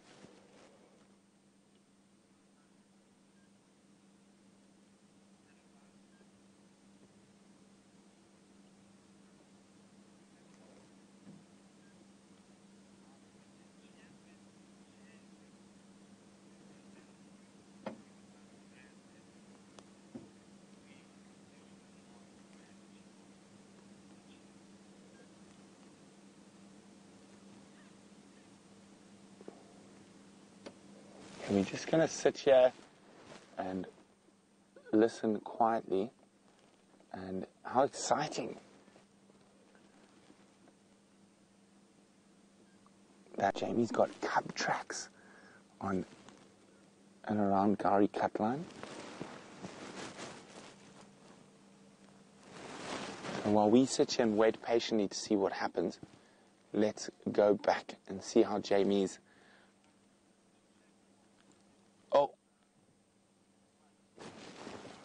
Oh my goodness, this leopard is giving us the absolute run around. But we're going to cross to Jamie quickly while we turn around. She tracks are heading back in the opposite direction.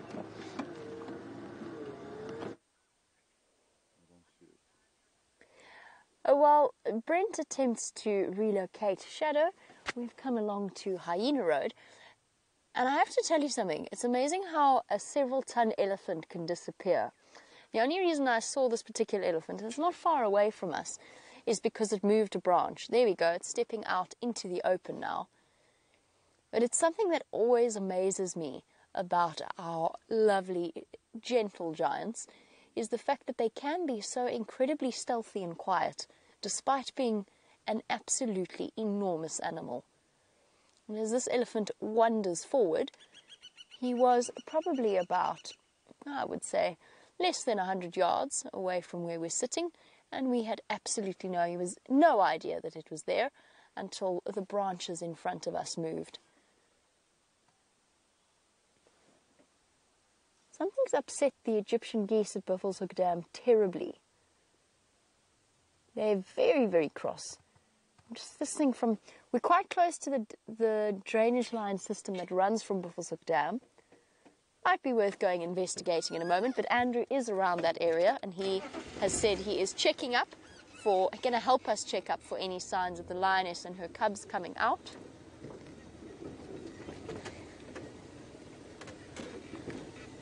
Now, Hyena Road is a road that sits on a seep line system. And what that means is whenever it rains, it becomes basically one big mud puddle, which is absolutely fine in summer, you just know to avoid it. But then in winter, when you drive along it, you find yourself bouncing up and down, basically to the point that you might as well be off-road. Hello, little boy. Sorry, big boy, yes, you're very big and scary. Mustn't be patronizing. Hello, hello. Hello, boy. Don't be nasty. We're missing a tusk. What happened there? You lose a tusk.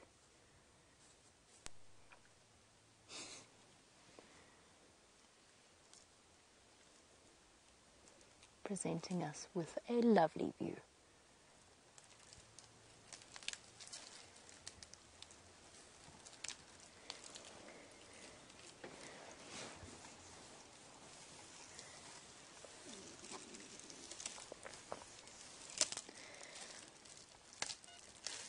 Now, our gentleman here has got only one tusk, but it does bring us back to our conversation about tuskless elephants and whether or not the extent to which it disadvantages them. I love the way he's using his trunk here. It's awesome.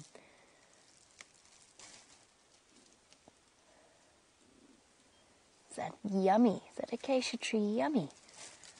Oh, making short work of it. Sorry, I got distracted from my original point. Anna Marie, I don't necessarily think that it makes the males less attractive to the females if they don't have tusks. Generally, yes, the females will choose the biggest, strongest looking elephant. They often show favoritism towards elephant bulls in must, although that I also think has to do with the temperament of an elephant bull in must, who tends to be a little bit more assertive when it comes to his dominance and to his right to mate. So there might be a bit of bias there in terms of the studies. So females will mate more frequently with must bulls, but you hear this game drive comms at the moment, it's hilarious, attempting to find Shadow, who has well and truly given everybody the slip. You know what, sorry, to get distracted from this elephant for a second, if Brent doesn't find her, I'm going to offer him leopard finding lessons, since he kindly offered them to me yesterday evening, because it took me 2 days to find her. So he kindly offered me leopard finding lessons, and naturally I thought that was a lovely idea, as you can imagine, since I haven't exactly suffered for cat sightings recently. So perhaps if Brent doesn't find Shadow, perhaps I could give him a few tips and pointers. I'm sure that will go down very well. We'll see. You know, of course, now he's going to be thoroughly determined. Blue, don't pass that on. Too late. Too late, it's done. Thank you, boy. It was a lovely sighting. Now, his tusk, that is not due to any kind of genetic abnormality. I'm keeping an eye on him because he's looking at us out of the corner of his eye. That tusk is not due to a genetic abnormality. He broke that off. It might have been a fault line in the tooth itself. You know how some people have weaker teeth than others? Sometimes they're born with a crack in the tooth. That might have been the reason why he lost that tusk, or he might have broken it off when fighting or pulling with it, whatever it may have been. It may even have been an infection in the root itself that caused the tooth to fall out. And elephants do get infections at the base of their tusks, and it is I mean, obviously they can't tell us this, but it must be unbelievably painful. Because just think, if a tusk can grow to weigh easily 3 times my weight, up to about 3, no, that's an exaggeration. Let's say maximum one tusk would weigh about, in the biggest tuskers of the world, about 160, 180 odd pounds, even up to 200 odd pounds. That's one tusk. Imagine how deep that root system has to be in order to support that weight. And then you can imagine what it must be like for them to have a crack in the tooth or something similar, the crack in the tusk, because that is what a tusk is, it's a tooth. And that infection to be sitting in the base of the root of that tusk. Oh, those of you who've experienced toothache, you can sort of sympathize, you can put yourself in the elephant's shoes, but can you just imagine what that must be like? And in fact, a lot of elephants that have been labeled as problem elephants, as grumpy, unpleasant elephants that are angry all the time, a lot of the time it's been because they have been found to have an abscess or something similar in their tusk. And it must be agonizing. It must shoot through into their head. And then there was, of course, the famous of the great tuskers of the Kruger National Park. And I'm going to move on a little bit. I'm going to keep going, just because our elephants are playing hard to get in the bush. Now, the great tuskers of the Kruger National Park, there was one called Mafufunyan, the angry one, or the crazy one. And he was later discovered to have a big hole in his skull. When he died of natural causes, he had a big hole in his skull, probably caused by another elephant's tusk. Now, drum roll, has Brent found Shadow? Or will I have to give him some lessons when we get back to camp this morning? Let us go across and find out. We're just standing by listening at the moment. She's been up and down, all around, giving us an incredibly hard time. So Aubrey's going to go stand by a little bit further on. Herbert and William are in the block tracking. So we're just trying to use our ears to find her now. A testicular little bird alarm calls anything. Now she's crossed behind us on top of our tracks once and on top of Aubrey's tracks once. So she's really giving us a hard time. But she is hunting, so she's chased warthog, she's chased impala, and then disappearing constantly.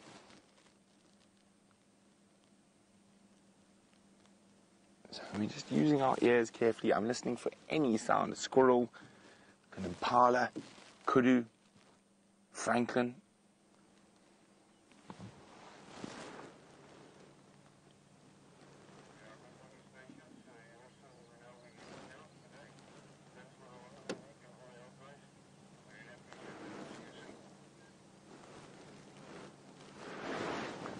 Okay, so still listening.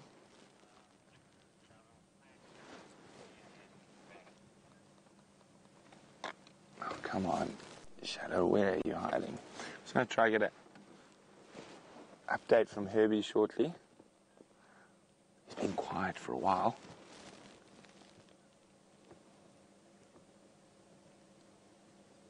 Just listening, still nothing.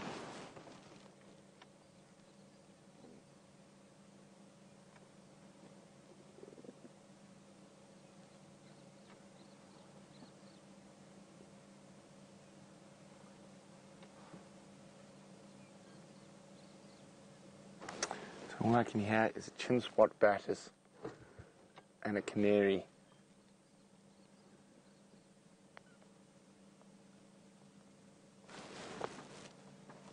Try and make sure she doesn't pass behind us.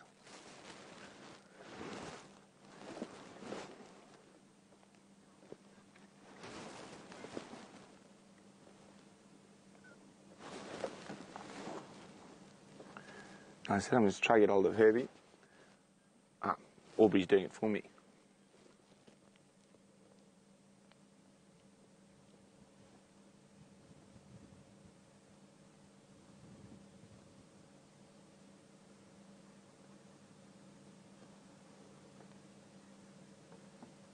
Okay, Herbie's just giving me an update.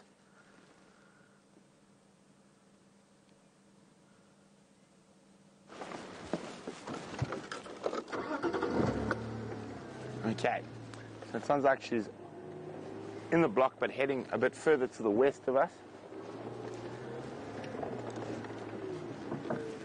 Now, Tom in Scotland's wondering if birds and animals ever alarm at the vehicles. Not really. Some birds will alarm at us when we're on foot, but not really while we're in the vehicles. The vehicle isn't really like any living creature out here. It doesn't move like an animal that's alive. It doesn't smell or sound like an animal.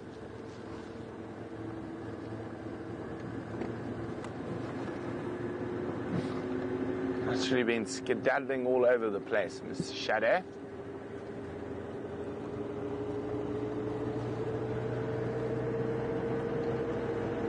Now, she's quite renowned for this. She ducks and dives and moves in all sorts of directions.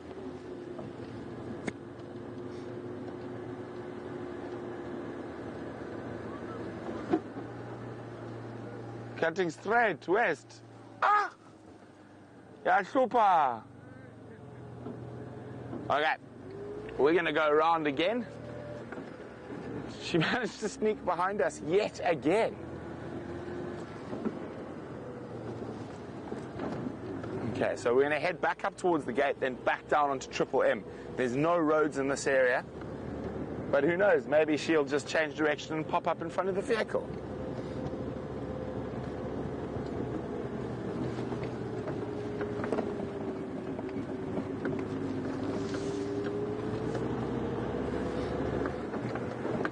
Well, Shamsun said, don't forget to check behind you, Brent. She might sneak up on you. Well, I would be happy if she snuck up on us, because at least then we would find her.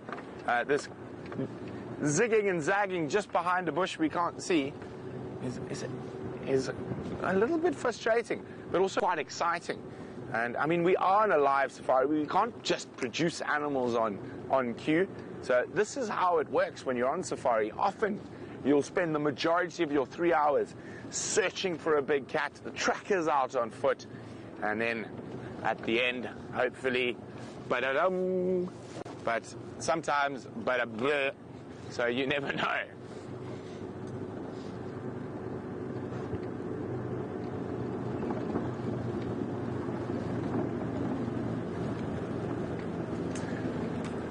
Now, Kyle is wondering if I need some leopard tracking advice. Kyle, you're being quite rude, and I think Jamie might have started that. And just to remind Jamie, this is my first drive looking for Shadow, not my fifth.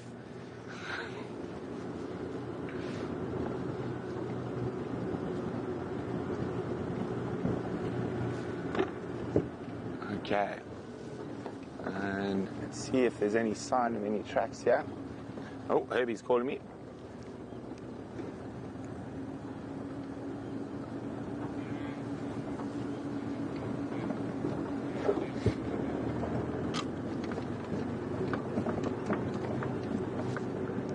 Copy, Herb. I'm going where to the access round to Triple M again.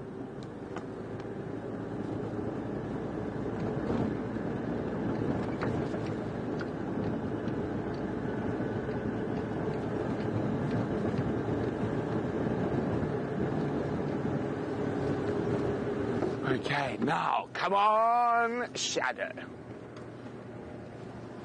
We've now got her into a smaller block without roads. It's a little triangle. Herb is following on foot.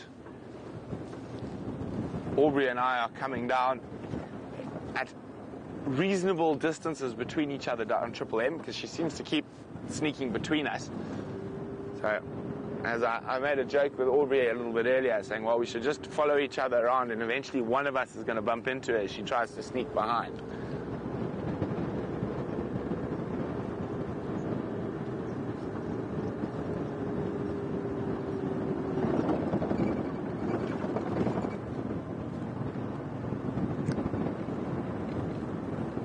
Okay, so here we go.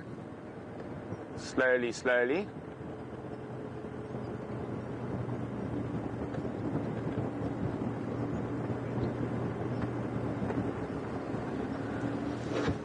There's Aubrey ahead of us.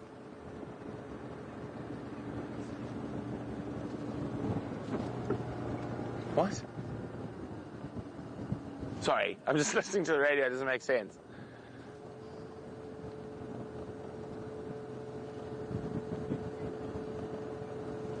Oh.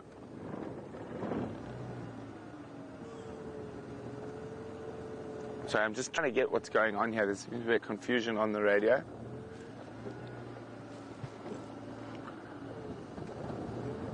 I think what we might need is a head clear, leave the area for 10 minutes and come back, but probably not.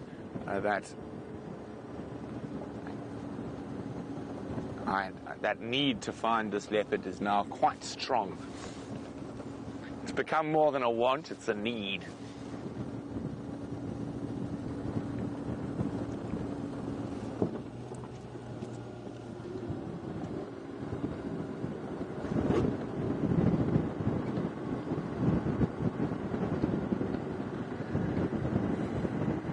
We're going to keep checking very carefully around here. So far, no tracks crossing out of Djuma, which is good news. And Shadow really likes this broken country in here. While we do that, Jamie's got something fluffy to show you.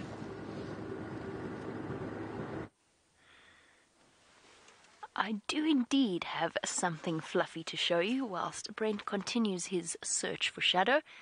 In this case, a female waterbuck making the most of the nutrients around a termite mound. Now, yesterday, Gert and I found the most extraordinary, or had the most extraordinary waterbuck sighting, a female that had obviously had a very narrow escape from some kind of predator. She was drenched in blood all the way around her ear, down the back of her neck. And we discussed it at length, and I obviously went to Brent for his opinion on that particular injury, and he said he thinks, I dismissed it, I said I didn't think it was dogs, wild dogs, I thought that it was a bigger predator. However, Brent said apparently with the larger creatures like the waterbuck, one of the sort of the dog hunting techniques is to try and reach up and grab them by the ears. Now, in that case, it may well, because we were furiously racing to try and catch up with the wild dogs that we found tracks of. In that case, it may well have been an injury inflicted by the wild dogs themselves, and the waterbuck cow in question had made a very fortunate escape. So a very intriguing sighting, and one that I learned a great deal from. And now I've stopped at this herd of waterbuck just to see whether or not there's any sign of that poor female, who, by the way, I think she'll be absolutely fine. She'll survive that injury. Animals tend to be far more resilient than us as human beings. But there is no sign of her in this particular group. All of them look whole and intact apart from the odd flea-bitten ear. They seem to be perfectly fine. They are moving off in front of us. Let's go for one last view.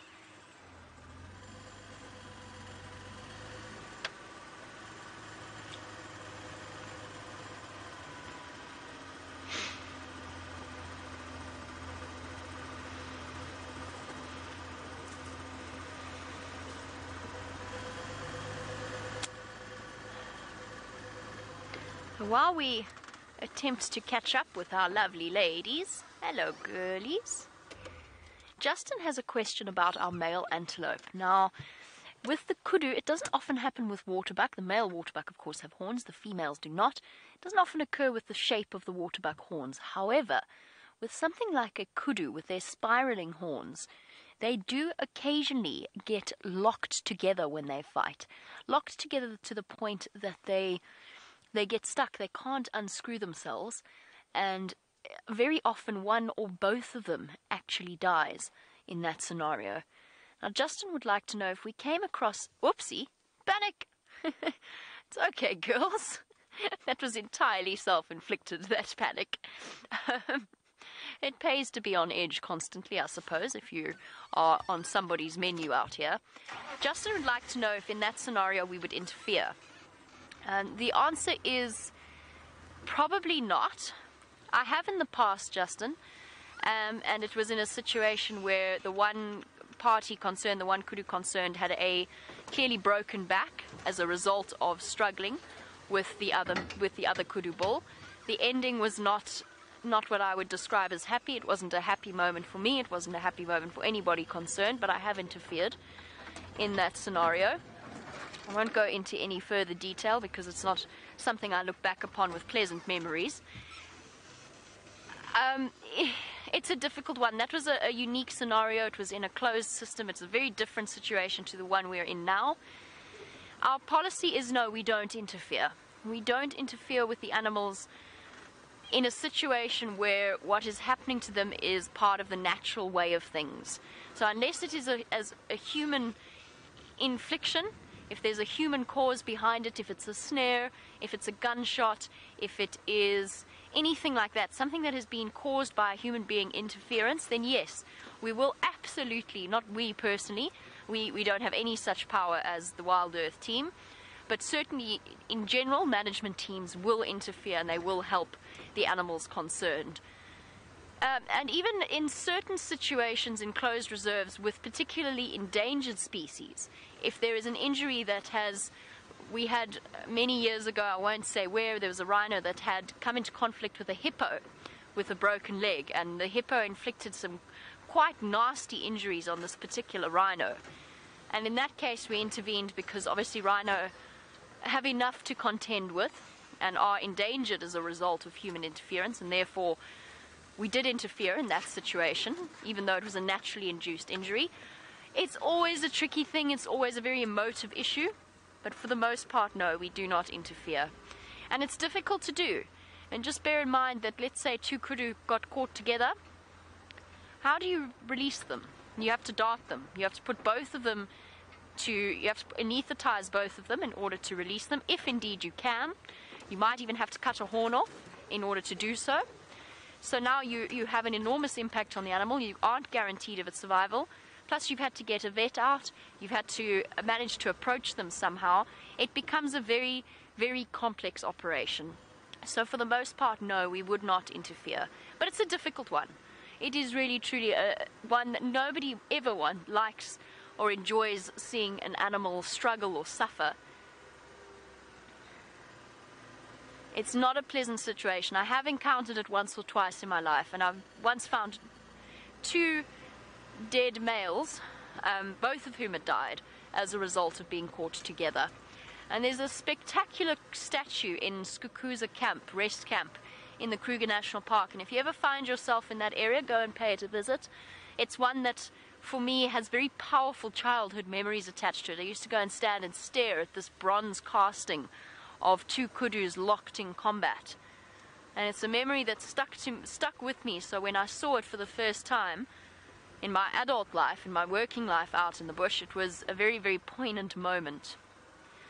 I have wonderful news, and all jokes aside, Brent is off on foot looking for Shadow, and whatever jokes I may have made, I'm only saying this because he's off the vehicle, whatever jokes I may have made, if you want to find a cat, Brent is absolutely your man. He has sheer determination and skill in the bush when it comes to searching for the big cats. It is not by luck that he has had the most extraordinary cat sightings recently. And just a little point there. All jokes and teasing aside. I'm checking for the lioness in Inyala Road North. We have had signal, very good signal here on Rusty in the past, so we should be absolutely fine. And let's just investigate and see whether or not she's around. But for those of you who are keeping an eye on the Djuma Dam camera in between drives, please do. There's a chance she might take those little ones for a drink at some point. So do keep an eye on them. And I wonder whether the presence of the lions didn't prompt Gwen to move her hyena cubs away from that area. I just wish I could figure out where she'd gone.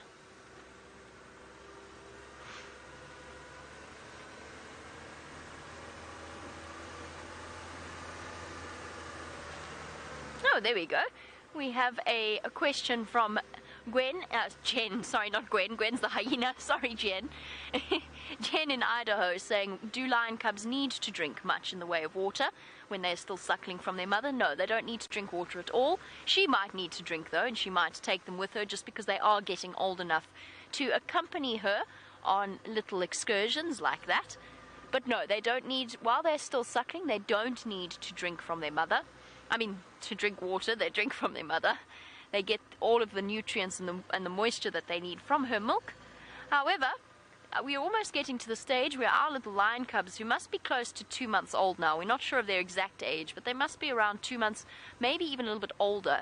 They're going to start weaning very, very soon and eating meat only. And as a result, then yes, they will need to go and drink just as regularly as the rest of the pride. Oh, I'm so excited for our lion cub sightings. We're going to have so many magical moments as our little sets of lion cubs get older and bigger and stronger. They're going to be gambling with the rest of the pride, and it's something for us to eagerly anticipate.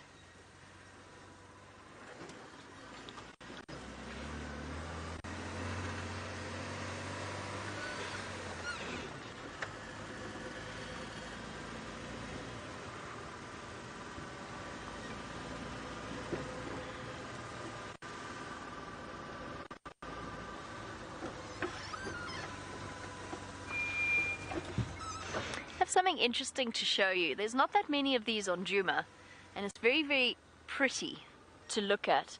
One of my favorite tree species is a fig tree, and we don't get many of them out here, but this is one of the few strangler figs, and it has attached itself to this enormous leadwood. So if we have a look at this ancient old tree in front of us with the stunning silhouette, it's actually 2 trees. And if we take a little bit of a closer look, you'll be able to see a bit more clearly exactly what I mean. So have a look there. You see the sort of the root systems, totally different bark to the almost crocodile-like skin of the leadwood. And that is a fig tree. There's lots and lots of different types of fig trees out here. In this case, it is a parasitic strangler fig. Now, the leadwood has proved to be relatively resilient, and leadwoods are one of the strongest trees, if we could put it that way. That's why they're called leadwood. Completely solid and resistant to wood borers and other such things, but it has provided a really stable platform for the strangler fig. And it looks as though the strangler fig, which basically taps into the tree's nutrient system and parasitizes it, in this case, it looks as though it's killed off part of the leadwood, but not all of it. You see these a lot on the rocky crevices in the mountains of South Africa, along with the rock figs themselves. A very common sight to see there, but we don't see them all that frequently. And that seed of the strangler fig would have been carried by one of the bird species and then deposited through their feces upon the tree, or by baboons. Could also be baboons. But one of the sort of arboreal creatures of the Sabi sand will have deposited a fig seed on the leadwood tree, and actually here's a nice view of it. We're on a bit of a slope, but it is a nice view in the sun. And it has resulted in a parasitized tree. And the leadwood's still alive, it's still got leaves, but there you go, you can really see the difference in color between the two. The leadwood on the left and the pale grey, almost greenish bark of the fig tree. And we haven't often had signal here, so we don't often get to stop and talk about it. But it's one of my favorite trees on Djuma. Okay, onwards. So much for my idea of going to Cheetah Plains this morning. Definitely has not happened, but that's okay. There's plenty to find on Djuma.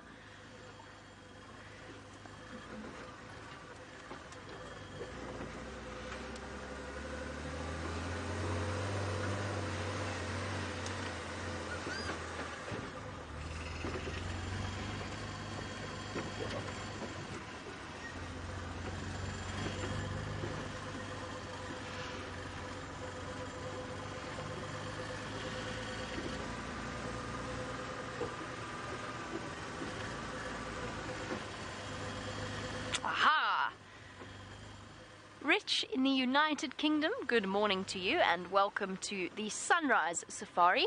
Now Rich is relatively new to our SafariLIVE experience, and has a more practical based question about something that sits on the front of our vehicle and basically occasionally makes our lives a bit more tricky when it comes to off-roading, but otherwise results in some extraordinary things. That, Rich, is a VR rig, or a GoPro, or a virtual reality rig made up of 7 GoPros in a ball. Now that's obviously GoPro 5, in case you needed a translation there. You can see it's flashing blue. That basically just means the wireless is on and connected to the remote. Now, Rich, what we do is whenever we come across an extraordinary sighting, station with the Ngala at Buffelshoek Dam for Jamie. Sorry, guys. Good morning. Can I join you? I'm almost at Buffelshoek Dam.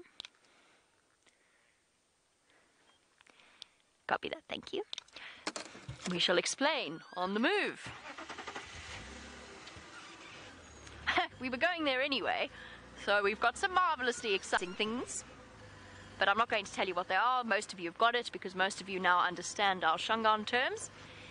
That basically, Rich, records a 360-odd degree view. So you've got a video clip that you can look around. So depending on what particular platform you're using, if it's a phone, if it's a smartphone, you can do a little scan of the area and it moves with you. So it's virtual reality. You know those fancy headsets that a lot of the phone companies have been advertising now? You slot your phone in and you look around. That is what that records.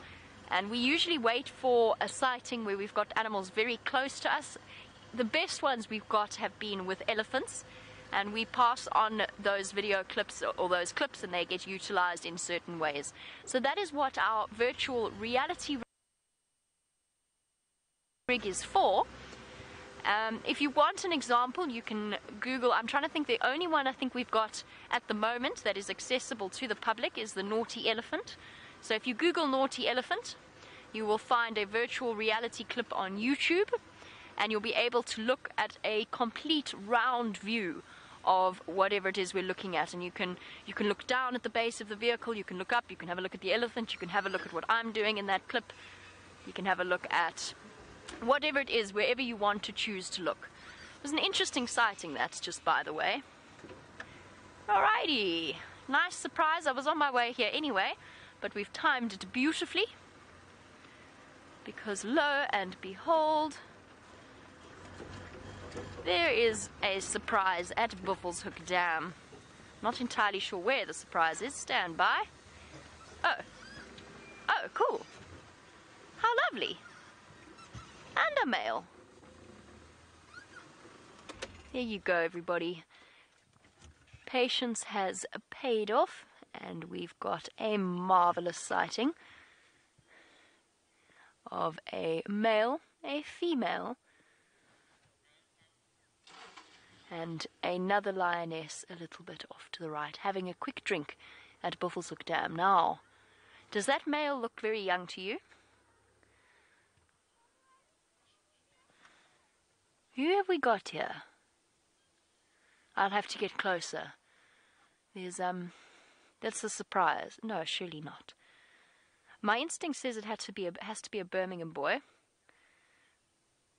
Just naturally, but okay, now we've got to go a little bit closer.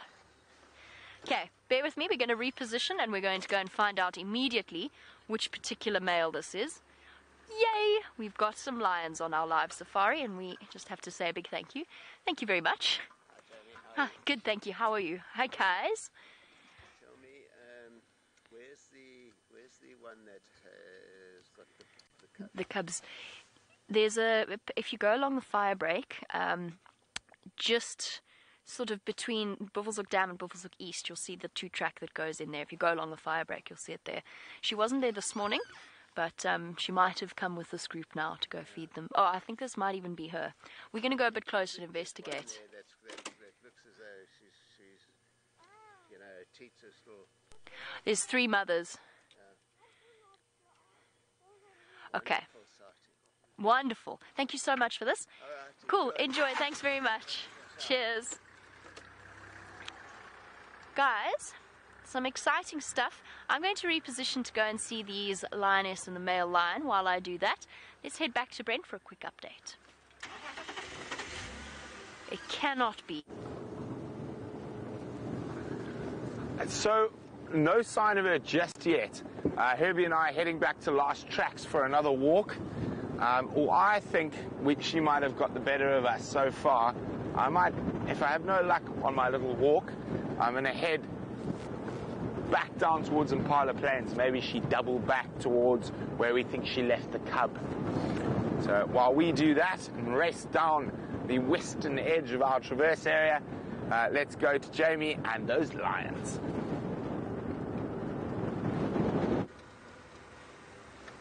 Jamie's not quite with those lions. Jamie's actually trying to figure out how on earth we're going to get to those lions, because the path that we had is no longer there, and if I try and take us down here, we're going to go crashing. We are going to have a disaster. It's positively a cliff face where we used to be able to get downhill. You want to go down? You want to go? You want to do it? Woo! Chad's feeling brave this morning. Shall we be brave? Just go straight, yes. Yes, absolutely. Preferably not straight down. Okay. No touching of brakes going to occur here. I'm only just a bit worried about this looseness of the sand. We might have to accelerate down here. Yee! Oh, what fun. Like a little mini roller coaster first thing in the morning. No wonder the Egyptian geese were so cross. Remember how I said the Egyptian geese are cross at Buffelshoek Dam? Well, no wonder. They've got surprise visitors.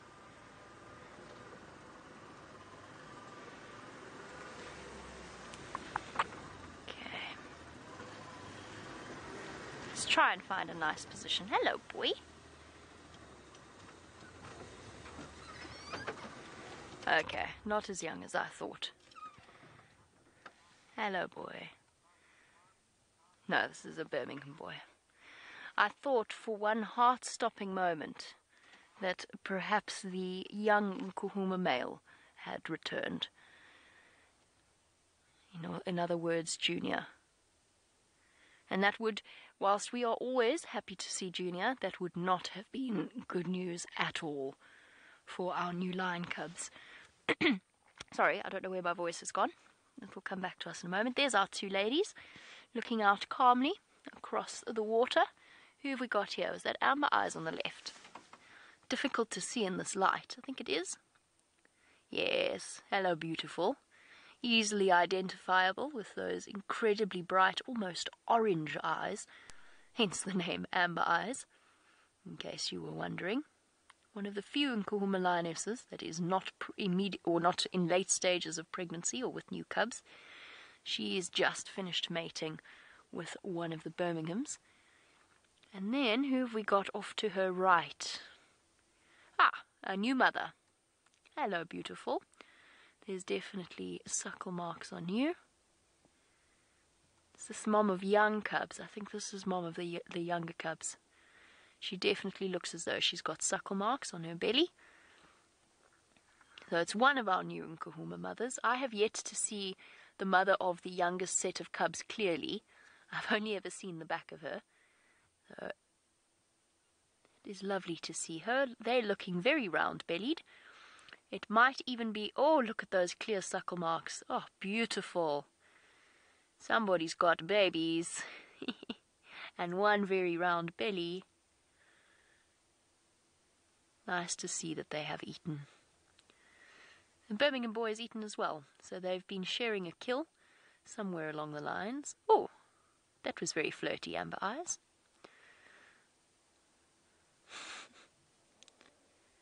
Oh, no. Oh, which way is the wind blowing? Oh, it's blowing straight towards us. Thanks very much for that, mister. He, as he lay down, he exerted some pressure upon his rather ballooned stomach, and that resulted in a release of a certain amount of gas from the products of his digestive processes. Thank you very much for that, mister. Really appreciated. Fortunately, the wind is working to our advantage a little bit here. It's gusting. It's taken it away.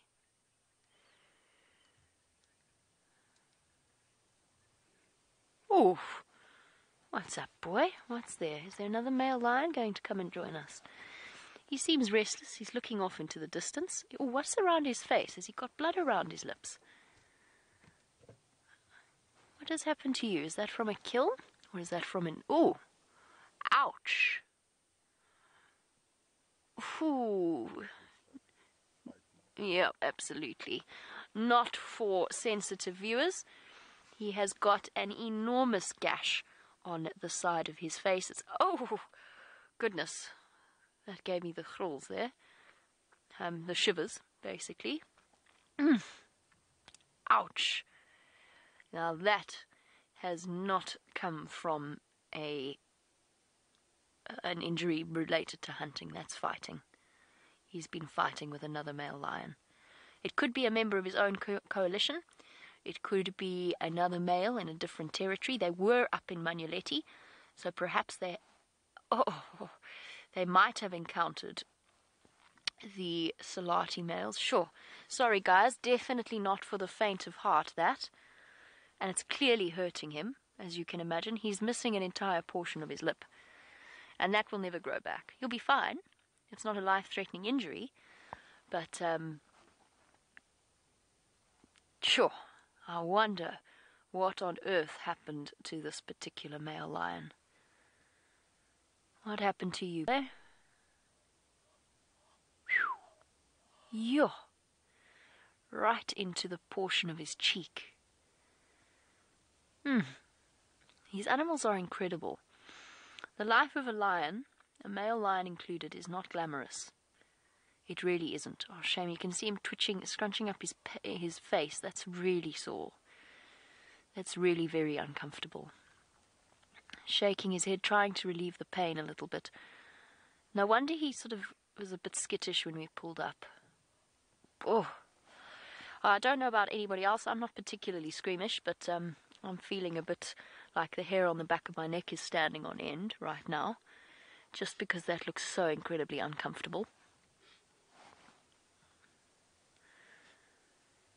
I wonder how that happened.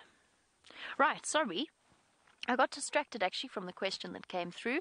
He might be looking up for the rest of his coalition mates.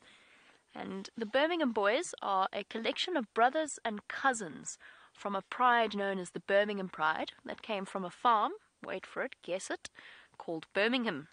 That is connected to, well, it's connected to the Timbavati, which is open to the Kruger National Park and Baluli and down to the Manuleti and so on and so forth. So basically he came from this reserve that we're in, just a little bit further away. And typically male lion coalitions are formed by litter mates or cousins or brothers from the sort of similar generation around the same age of male lions, that because safety in numbers is a huge advantage in the male lion world, move off together. The Birmingham Boys started off as 5. They are now down to 4. But it does bring us to Siberia Zumi's question about whether or not the Nkuhuma cubs, if they are males, will form together or as a coalition. What is the likelihood? Exceptionally likely. So ideally for them, what we want to see, I feel, this is just me personally, but of course it doesn't have to be this way, but I would very much like to see lots of females in the Nkuhuma cubs, just because it means that it will supplement the numbers of the Nkuhuma Pride. And then, rather than having one solitary male cub, maybe 2 or 3 to provide them with an advantage. However, the young Nkuhuma male, known as Junior, he was completely on his own. He had to set off on his own, nobody to help or support him. And as a result, he's been sort of running scared for a little while. He's done very well. And what he's done is he has met up with another unrelated lion of a similar age. The lions are not necessarily geared towards just forming coalitions with litter mates or with related males. They are happy to form a coalition with unrelated males, just because in the lion world, safety in numbers, or advantage of numbers, actually is more realistic. It's not about safety, it's about having the advantage is very, very important. Sure. That is quite the injury that he has acquired. Our 2 lionesses are unconcerned, full bellies, which is why I honestly think it's really worth reverse tracking them. And what I mean by that is the complete opposite of what poor Brent is trying to do now this morning, trying to follow up on Shadow. He's trying to follow her footprints in the direction she's going. It would really be nice to follow they keep looking off in the distance. I'm going to keep watching off in that direction. So rather than trying, we know where the lions are, we're actually going to try and track them backwards and see if we can't figure out if they've got a kill hidden somewhere here, because then we've got a chance of a marvelous sighting this afternoon. While I try and figure out what our lions are looking at, let's go and find out how Brent's forward tracking exercise is going.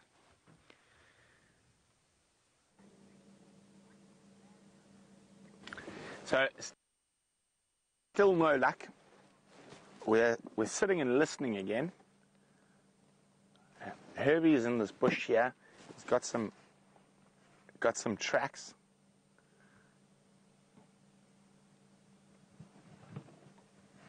And we're just hoping to hear an alarm call. And she's definitely lived up to her name today.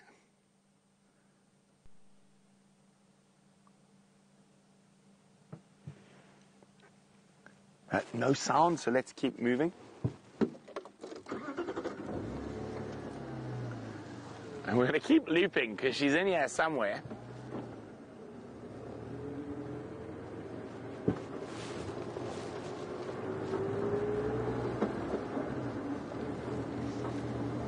So last tracks crossed through here. I mean, I've just been down on the other side on the road. So I think I'm going to move around and walk in the opposite direction that Herbie's walking. There's a warthog running at high speed. Now, of course, they could be running from Herbie and not the leopard. Let's try and see if we can get a view of them, but they are moving very quickly. Oh dear, no, they're going to keep running. So maybe we'll catch them around on the other side of the thicket.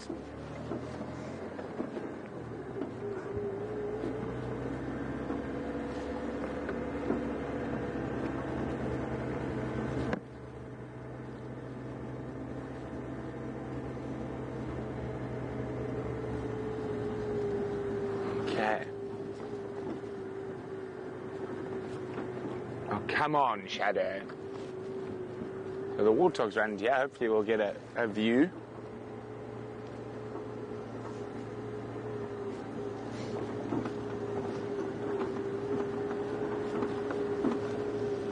Now, of course, hopefully those warthog run into Shadow. And I can't see where they've gone. They must have stopped in the thickets here somewhere to the west of us.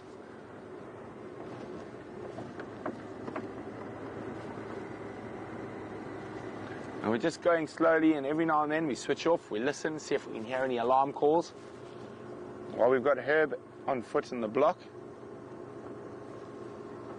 Quickly across to Jamie.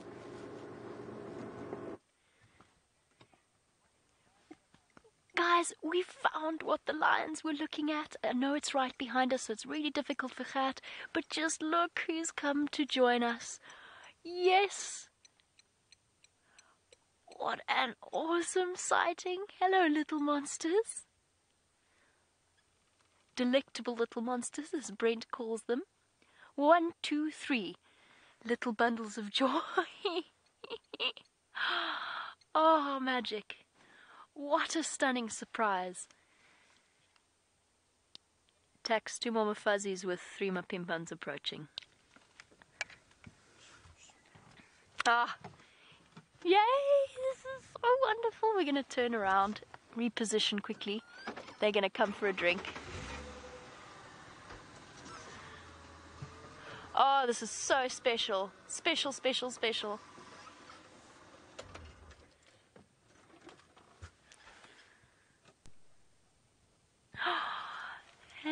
little magic creatures.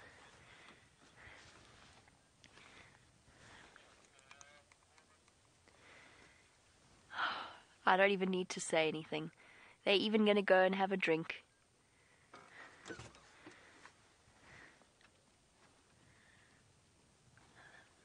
And these are the scenes that we have been waiting for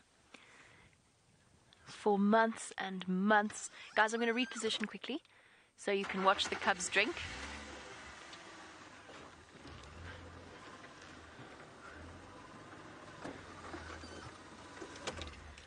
Look at that. Perfect little miniatures. What a stunning surprise.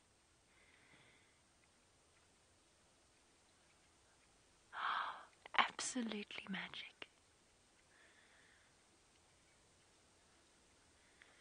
Sure, I hope all of our new viewers stayed on board with us.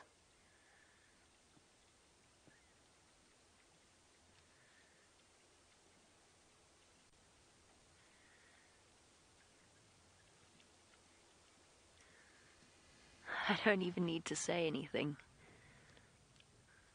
This picture says 1,000 words.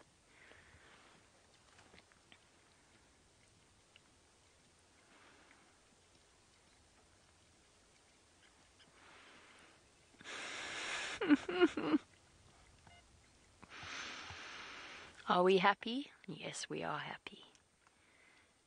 It doesn't get better.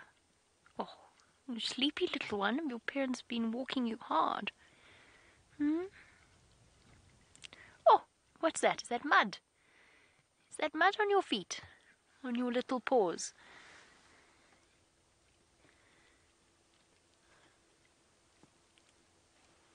Oh.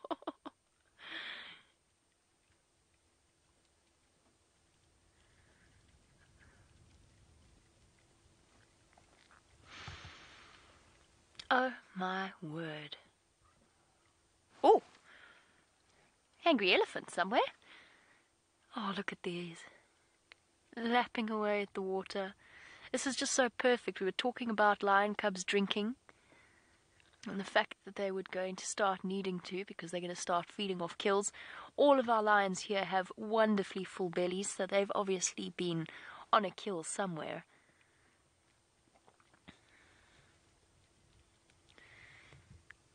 Oh.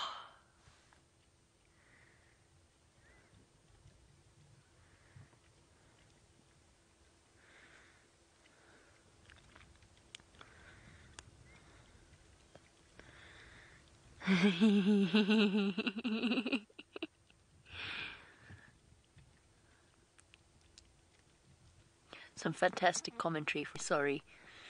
It was just too cute.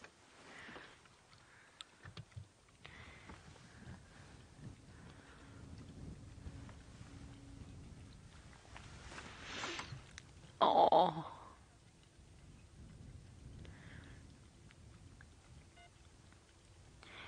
And there's a definite sense of curiosity here with our little lion cubs.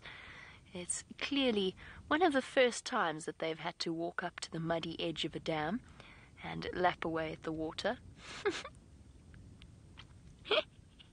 Clearly don't have any problem with getting their little paws wet.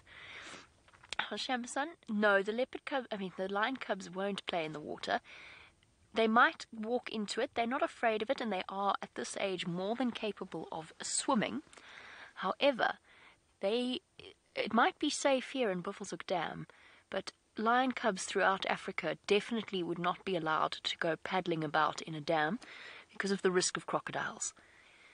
So their instinct would tell them to only go into the water if their mothers were leading them through it. And in parts of Botswana, of course, they do, and other watery areas in deltas and swamps, they do have to swim from island to island at a very young age.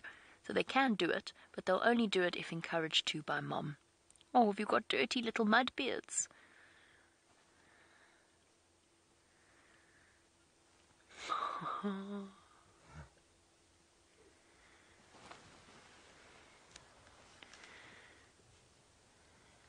Well done, big girls.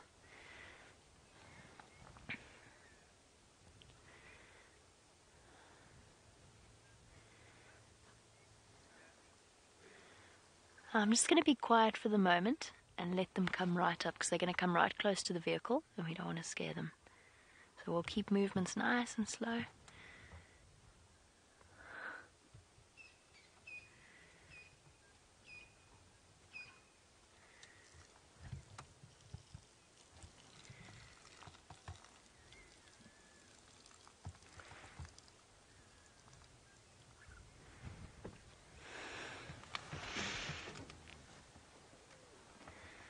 Look at this, guys. We're going to get to see them meet each other. Oh, wow.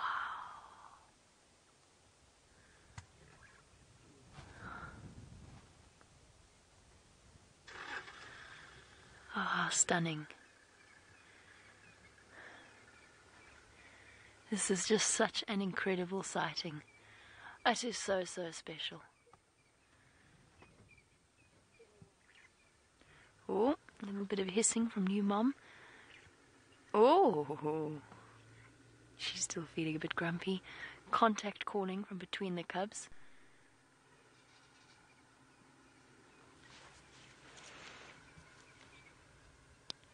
If you don't mind, I'll just take 5 more minutes and then I'll pull out.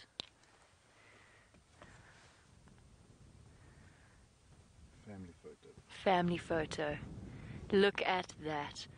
Take plenty of screenshot, guys. We can't stay for too long. It's a 2-vehicle lock, and there are other people that want to come and join us, but this is just magnificent.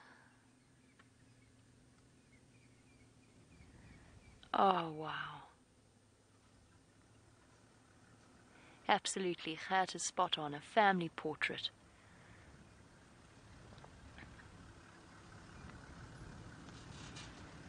Little cubs, where are you going? You playing?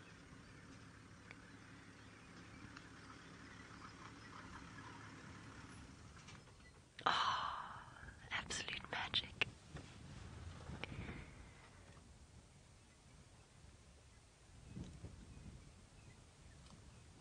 After the months of chaos and confusion that we have watched the Nkuhuma Pride go through, to see these little new arrivals and the whole pride together and at peace is just so incredibly special. Since the Birmingham boys' takeover a year ago, we've finally got to the point where the Nkuhuma Pride can start recovering, have their new cubs in peace, and raise a whole new generation of fierce predators. And they do look very fierce, don't they? Awe-inspiring and terrifying, striking fear in the hearts of all creatures, especially with their muddy beards. So, the Nkuhuma Pride, 5 adult females, at least 6 cubs, so 20, what is that, 11? Plus probably another set of cubs that will most likely number somewhere around 3, which would bring the Nkuhuma Pride from 5 last year, after the deaths of 3 lionesses throughout the previous few months and the loss of Junior. We've got the numbers right up to potentially 15, but at least 11.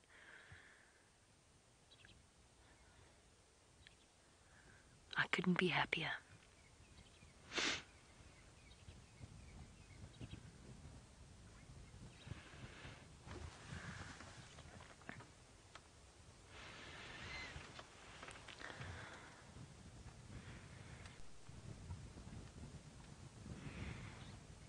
Felicity, absolutely, our little lion cubs are incredibly strong and stocky at this point. Lion cubs are, first of all, very quick growers, and then secondly, they are powerful little beasts, even at this age.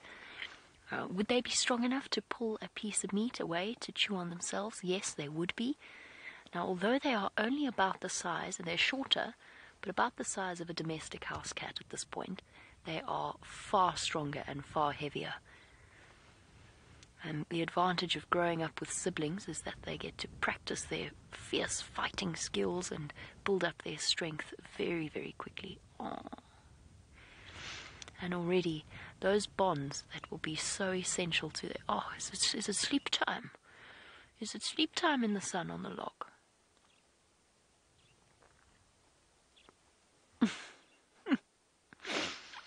And yes, already they are very, very strong. Sharp claws, razor-sharp little milk teeth. Little miniature predators. Of course, it'll be another 2 years before they are able to hunt and look after themselves. But that's okay. They've got the safety of a loving family to protect them. And now we must hope that the Birmingham boys maintain control of this area so that we can watch these little bundles of fluff go from bundles of fluff to adult lions. How lucky are we?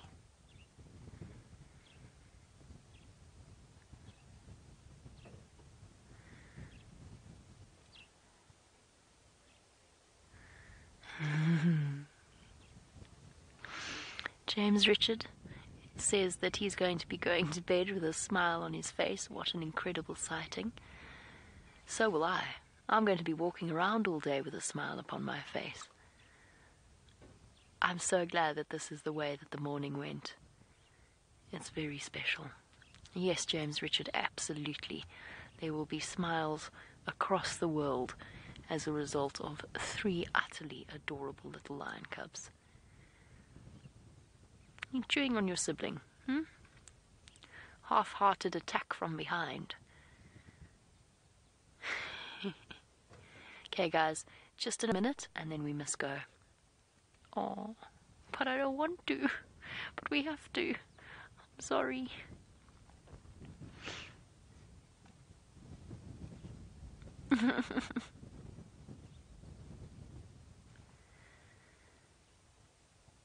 Three beautiful little additions to the Nkuhuma Pride. Innocence personified, sort of, and with no idea just how special they are to so many people across the world.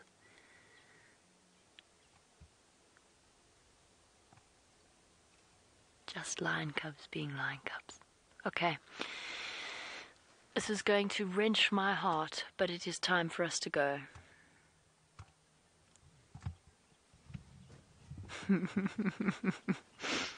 Shamsun has said that the cub in the middle is the quarantine poser of the lion cub world. And Quarantine, of course, known for his photogenic poses that he strikes every now and again. Agreed, although cub in the middle is now fast asleep. We have to leave them. We have to let Tax come and enjoy this. We cannot keep this sighting to ourselves. There's lots of people that want to see it. So we're going to pull out. I'm going to get Tax to approach. Tax.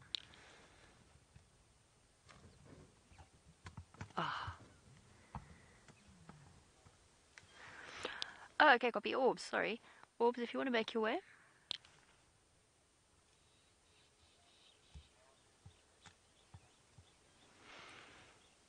Stunning. Sorry, guys, it was Aubrey that is waiting to come in on this sighting. His radio is suddenly working properly, which was the reason behind my confusion. All right, little lion cubs, one last look, and it's time for us to go. I'm going to send you back over to Brent. I'm going to drive out with a broad smile upon my face. In the meantime, let's find out how Brent's morning is going.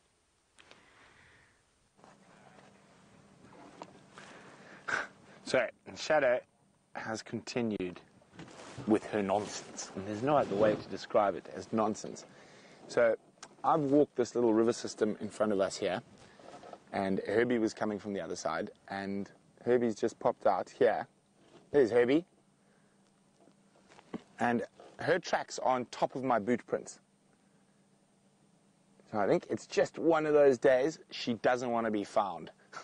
And you have those days with leopards. And it looks like she might have crossed. We've been standing by here just in case she popped out. But it looks like she might have headed into Sibambili.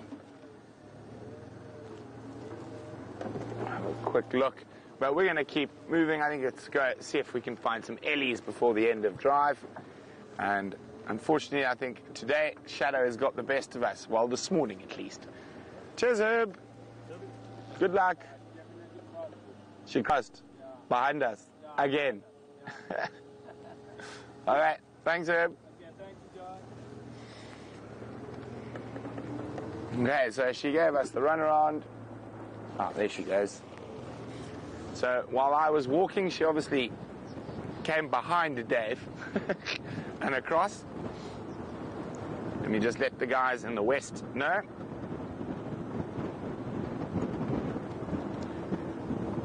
Any stations in the west still mobile?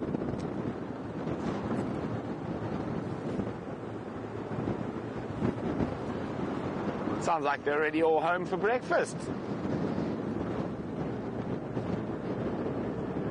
Just a quick check on one of her favourite termite mounds. Nope. If any stations copy me, Shadow has crossed into Sibambili, just to the south of One Eye Pan.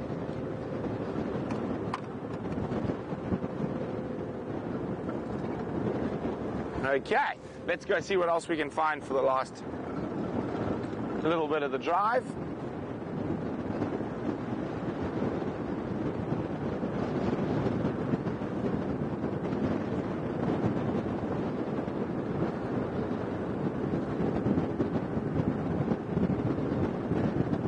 Joshua is wondering what are some of the challenges we face as a cam ops and presenter team. Well, I'd say one of my biggest ones is Jandre's singing.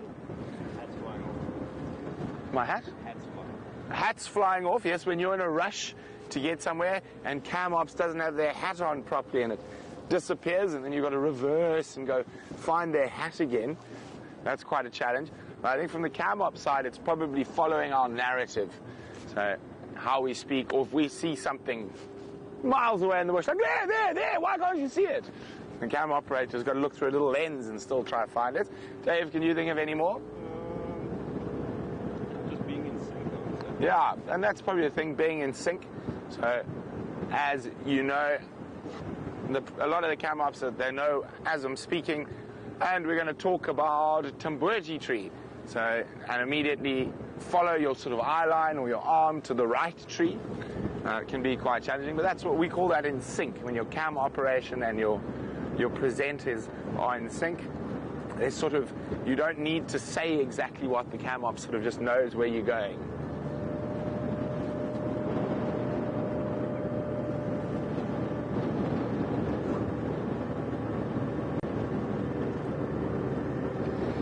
And of course, I don't have it with me today, but I've got, occasionally if the cam ops get out of hand, let's have a look. Let's see if we can find one. They're very, very useful.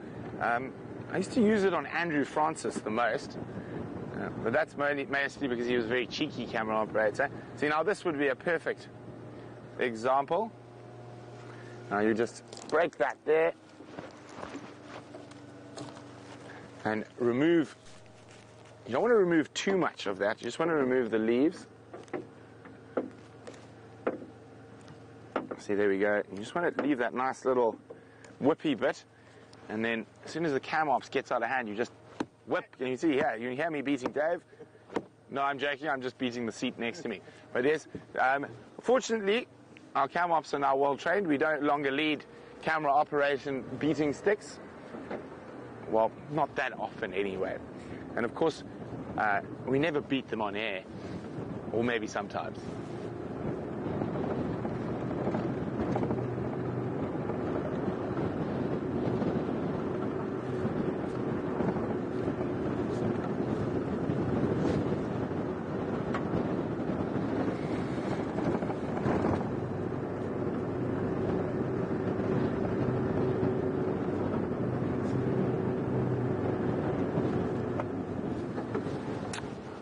Hi, Michael. Michael's 18 years old. He'd like to know, what is one of my favorite things about growing up in the bush? And we'll get on to the second part of Michael's question a little later. Michael, I think it was the freedom, probably. I didn't really have to worry about too much. And also, I'm very lucky in the fact that I grew up amongst people who knew the bush very well. So by a young age, I sort of had quite decent competency. I wasn't going to go get flattened by an elephant or eaten by a lion or leopard.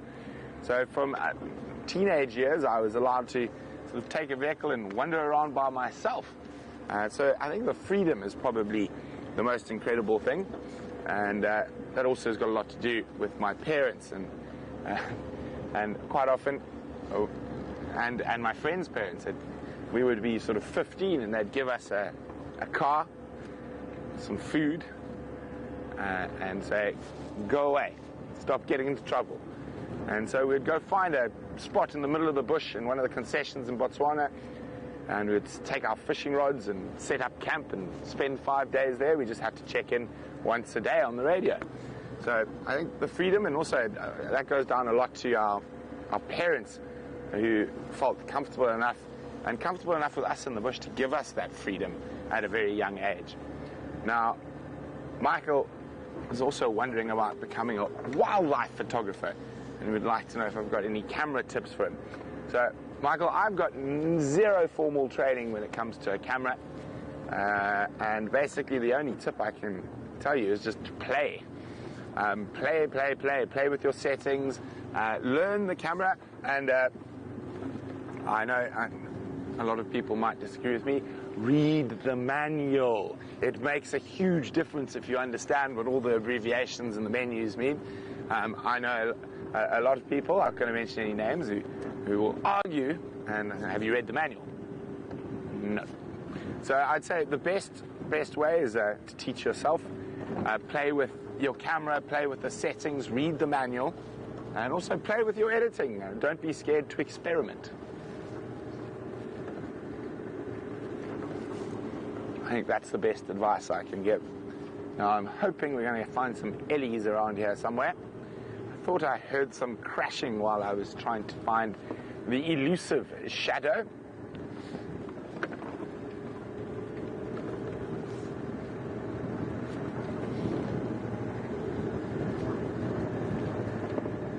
Still quite nippy, even though the sun is out. There's not a cloud in the sky.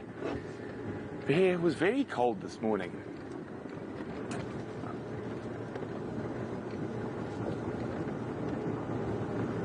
Okay, so I thought those ellies were in this area here somewhere.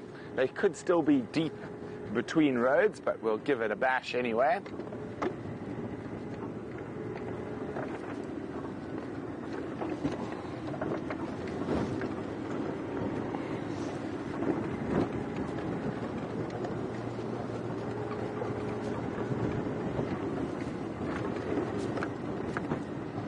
I do love the dry season months. Tracking is so lovely on the sand, and the different colors you get to see. Oopsie. And if we have a look here, you can see the various different colors in the bush. You can see the greens, the yellows, the oranges, the browns, the dark browns, and the sand. Now, it is beautiful in the summer when everything's green, but I personally prefer the winter months.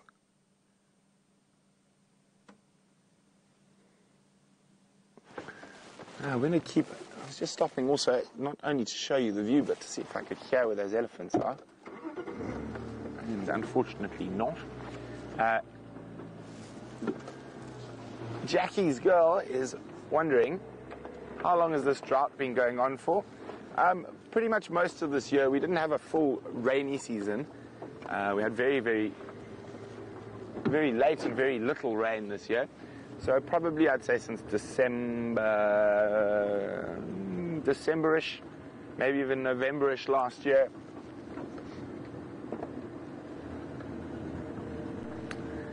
And the drought has made for some spectacular viewing, though. I've seen lots of little things that you don't often see. We've seen a lot more honey badgers this dry season. Jamie had a serval on a kill, African wildcat, civet, pangolin. So quite exciting. Now, the reason for this is there's almost no grass cover for all those little critters to hide in. So from a game viewing point of view, droughts are actually very good. Not much grass cover for the animals to hide in. It's much easier to track the predators. It is also a time of plenty for the predators, so far more likely to find them on a big static kill. But that's dry season in general, and obviously that's just increased during the drought.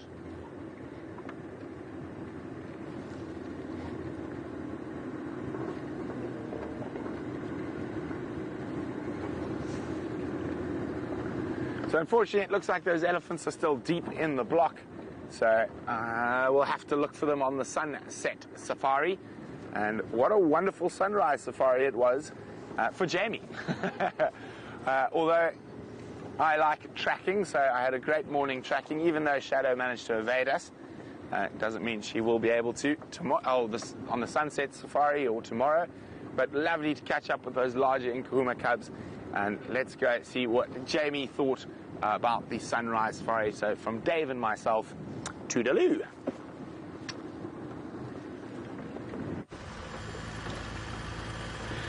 Well, I think it's safe to say that it has been a marvelous sunrise safari all around.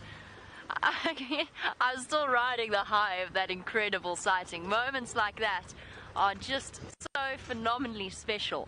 And just think, every time we go back to Buffelshoek Dam in the future, we will always think of that incredibly special moment where we had the Nkuhuma cubs barreling about, having a little drink. Ah, so special, it gives me the shivers, although that's also the icy wind that's blowing up in our direction. I also have no doubt that if Shadow hadn't decided to go to Simbombili, that Brent absolutely would have found her. A marvelous morning all around, smiles all across the globe. Nothing warms one's heart quite like little lion cubs. Truly special, and I'm so glad we got to share it with you. Woo! There's a gale blowing up Gari Cutline. And we found our lioness in the end. Took us a while. At least we know those cub tracks were fresh. We just weren't quite looking, or we did end up finding them. We just weren't quite in the right place just yet. Very, very special. I'm not sure I can top that today.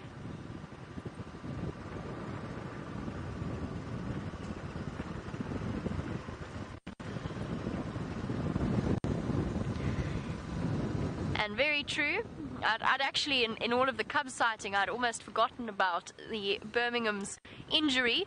And Shamsun is absolutely right. He will always be forever easy to identify with that enormous scar that he is going to have on his top lip. He'll be absolutely fine. I don't think we need to worry about him. I'm sure it's sore and uncomfortable. I spoke to some of the guys on the Game Drive comms. They saw him with that injury 2 days ago. So it's already healing up nicely. There's no fresh blood around it. It'll keep nice and clean. He will be absolutely fine. It just does look incredibly painful. It's a tough life being a lion father, and he's probably been doing his job as a new dad, or a potential new dad, to keep those cubs safe from any marauding males that might have entered into the area. Putting himself at risk and on the line. Well, hopefully, fingers crossed, hey, there we go again, but hopefully those cubs will be around. In fact, I'd say almost definitely they're going to be around for our sunset safari, so you'll have to join us in a couple of hours to resume our cub cuteness overload. We just seem to be on a cub roll at the moment for all of us. It's such special time that we've got to spend with all of the new arrivals of Djuma. Looking forward to many more wonderful moments like that. Right, well, we come to the end of our sunrise safari. Thank you, Gert, for your fantastic camera work, as well as to the lovely ladies, to Lou and Rebecca in Final Control, and thank you to Brent for all of his hard tracking work, and Herbert. Most importantly, thank you to all of you across the globe watching. I hope you have enjoyed your safari experience. We'll catch you in a few hours for the sunset safari. See you then. Bye-bye, everybody.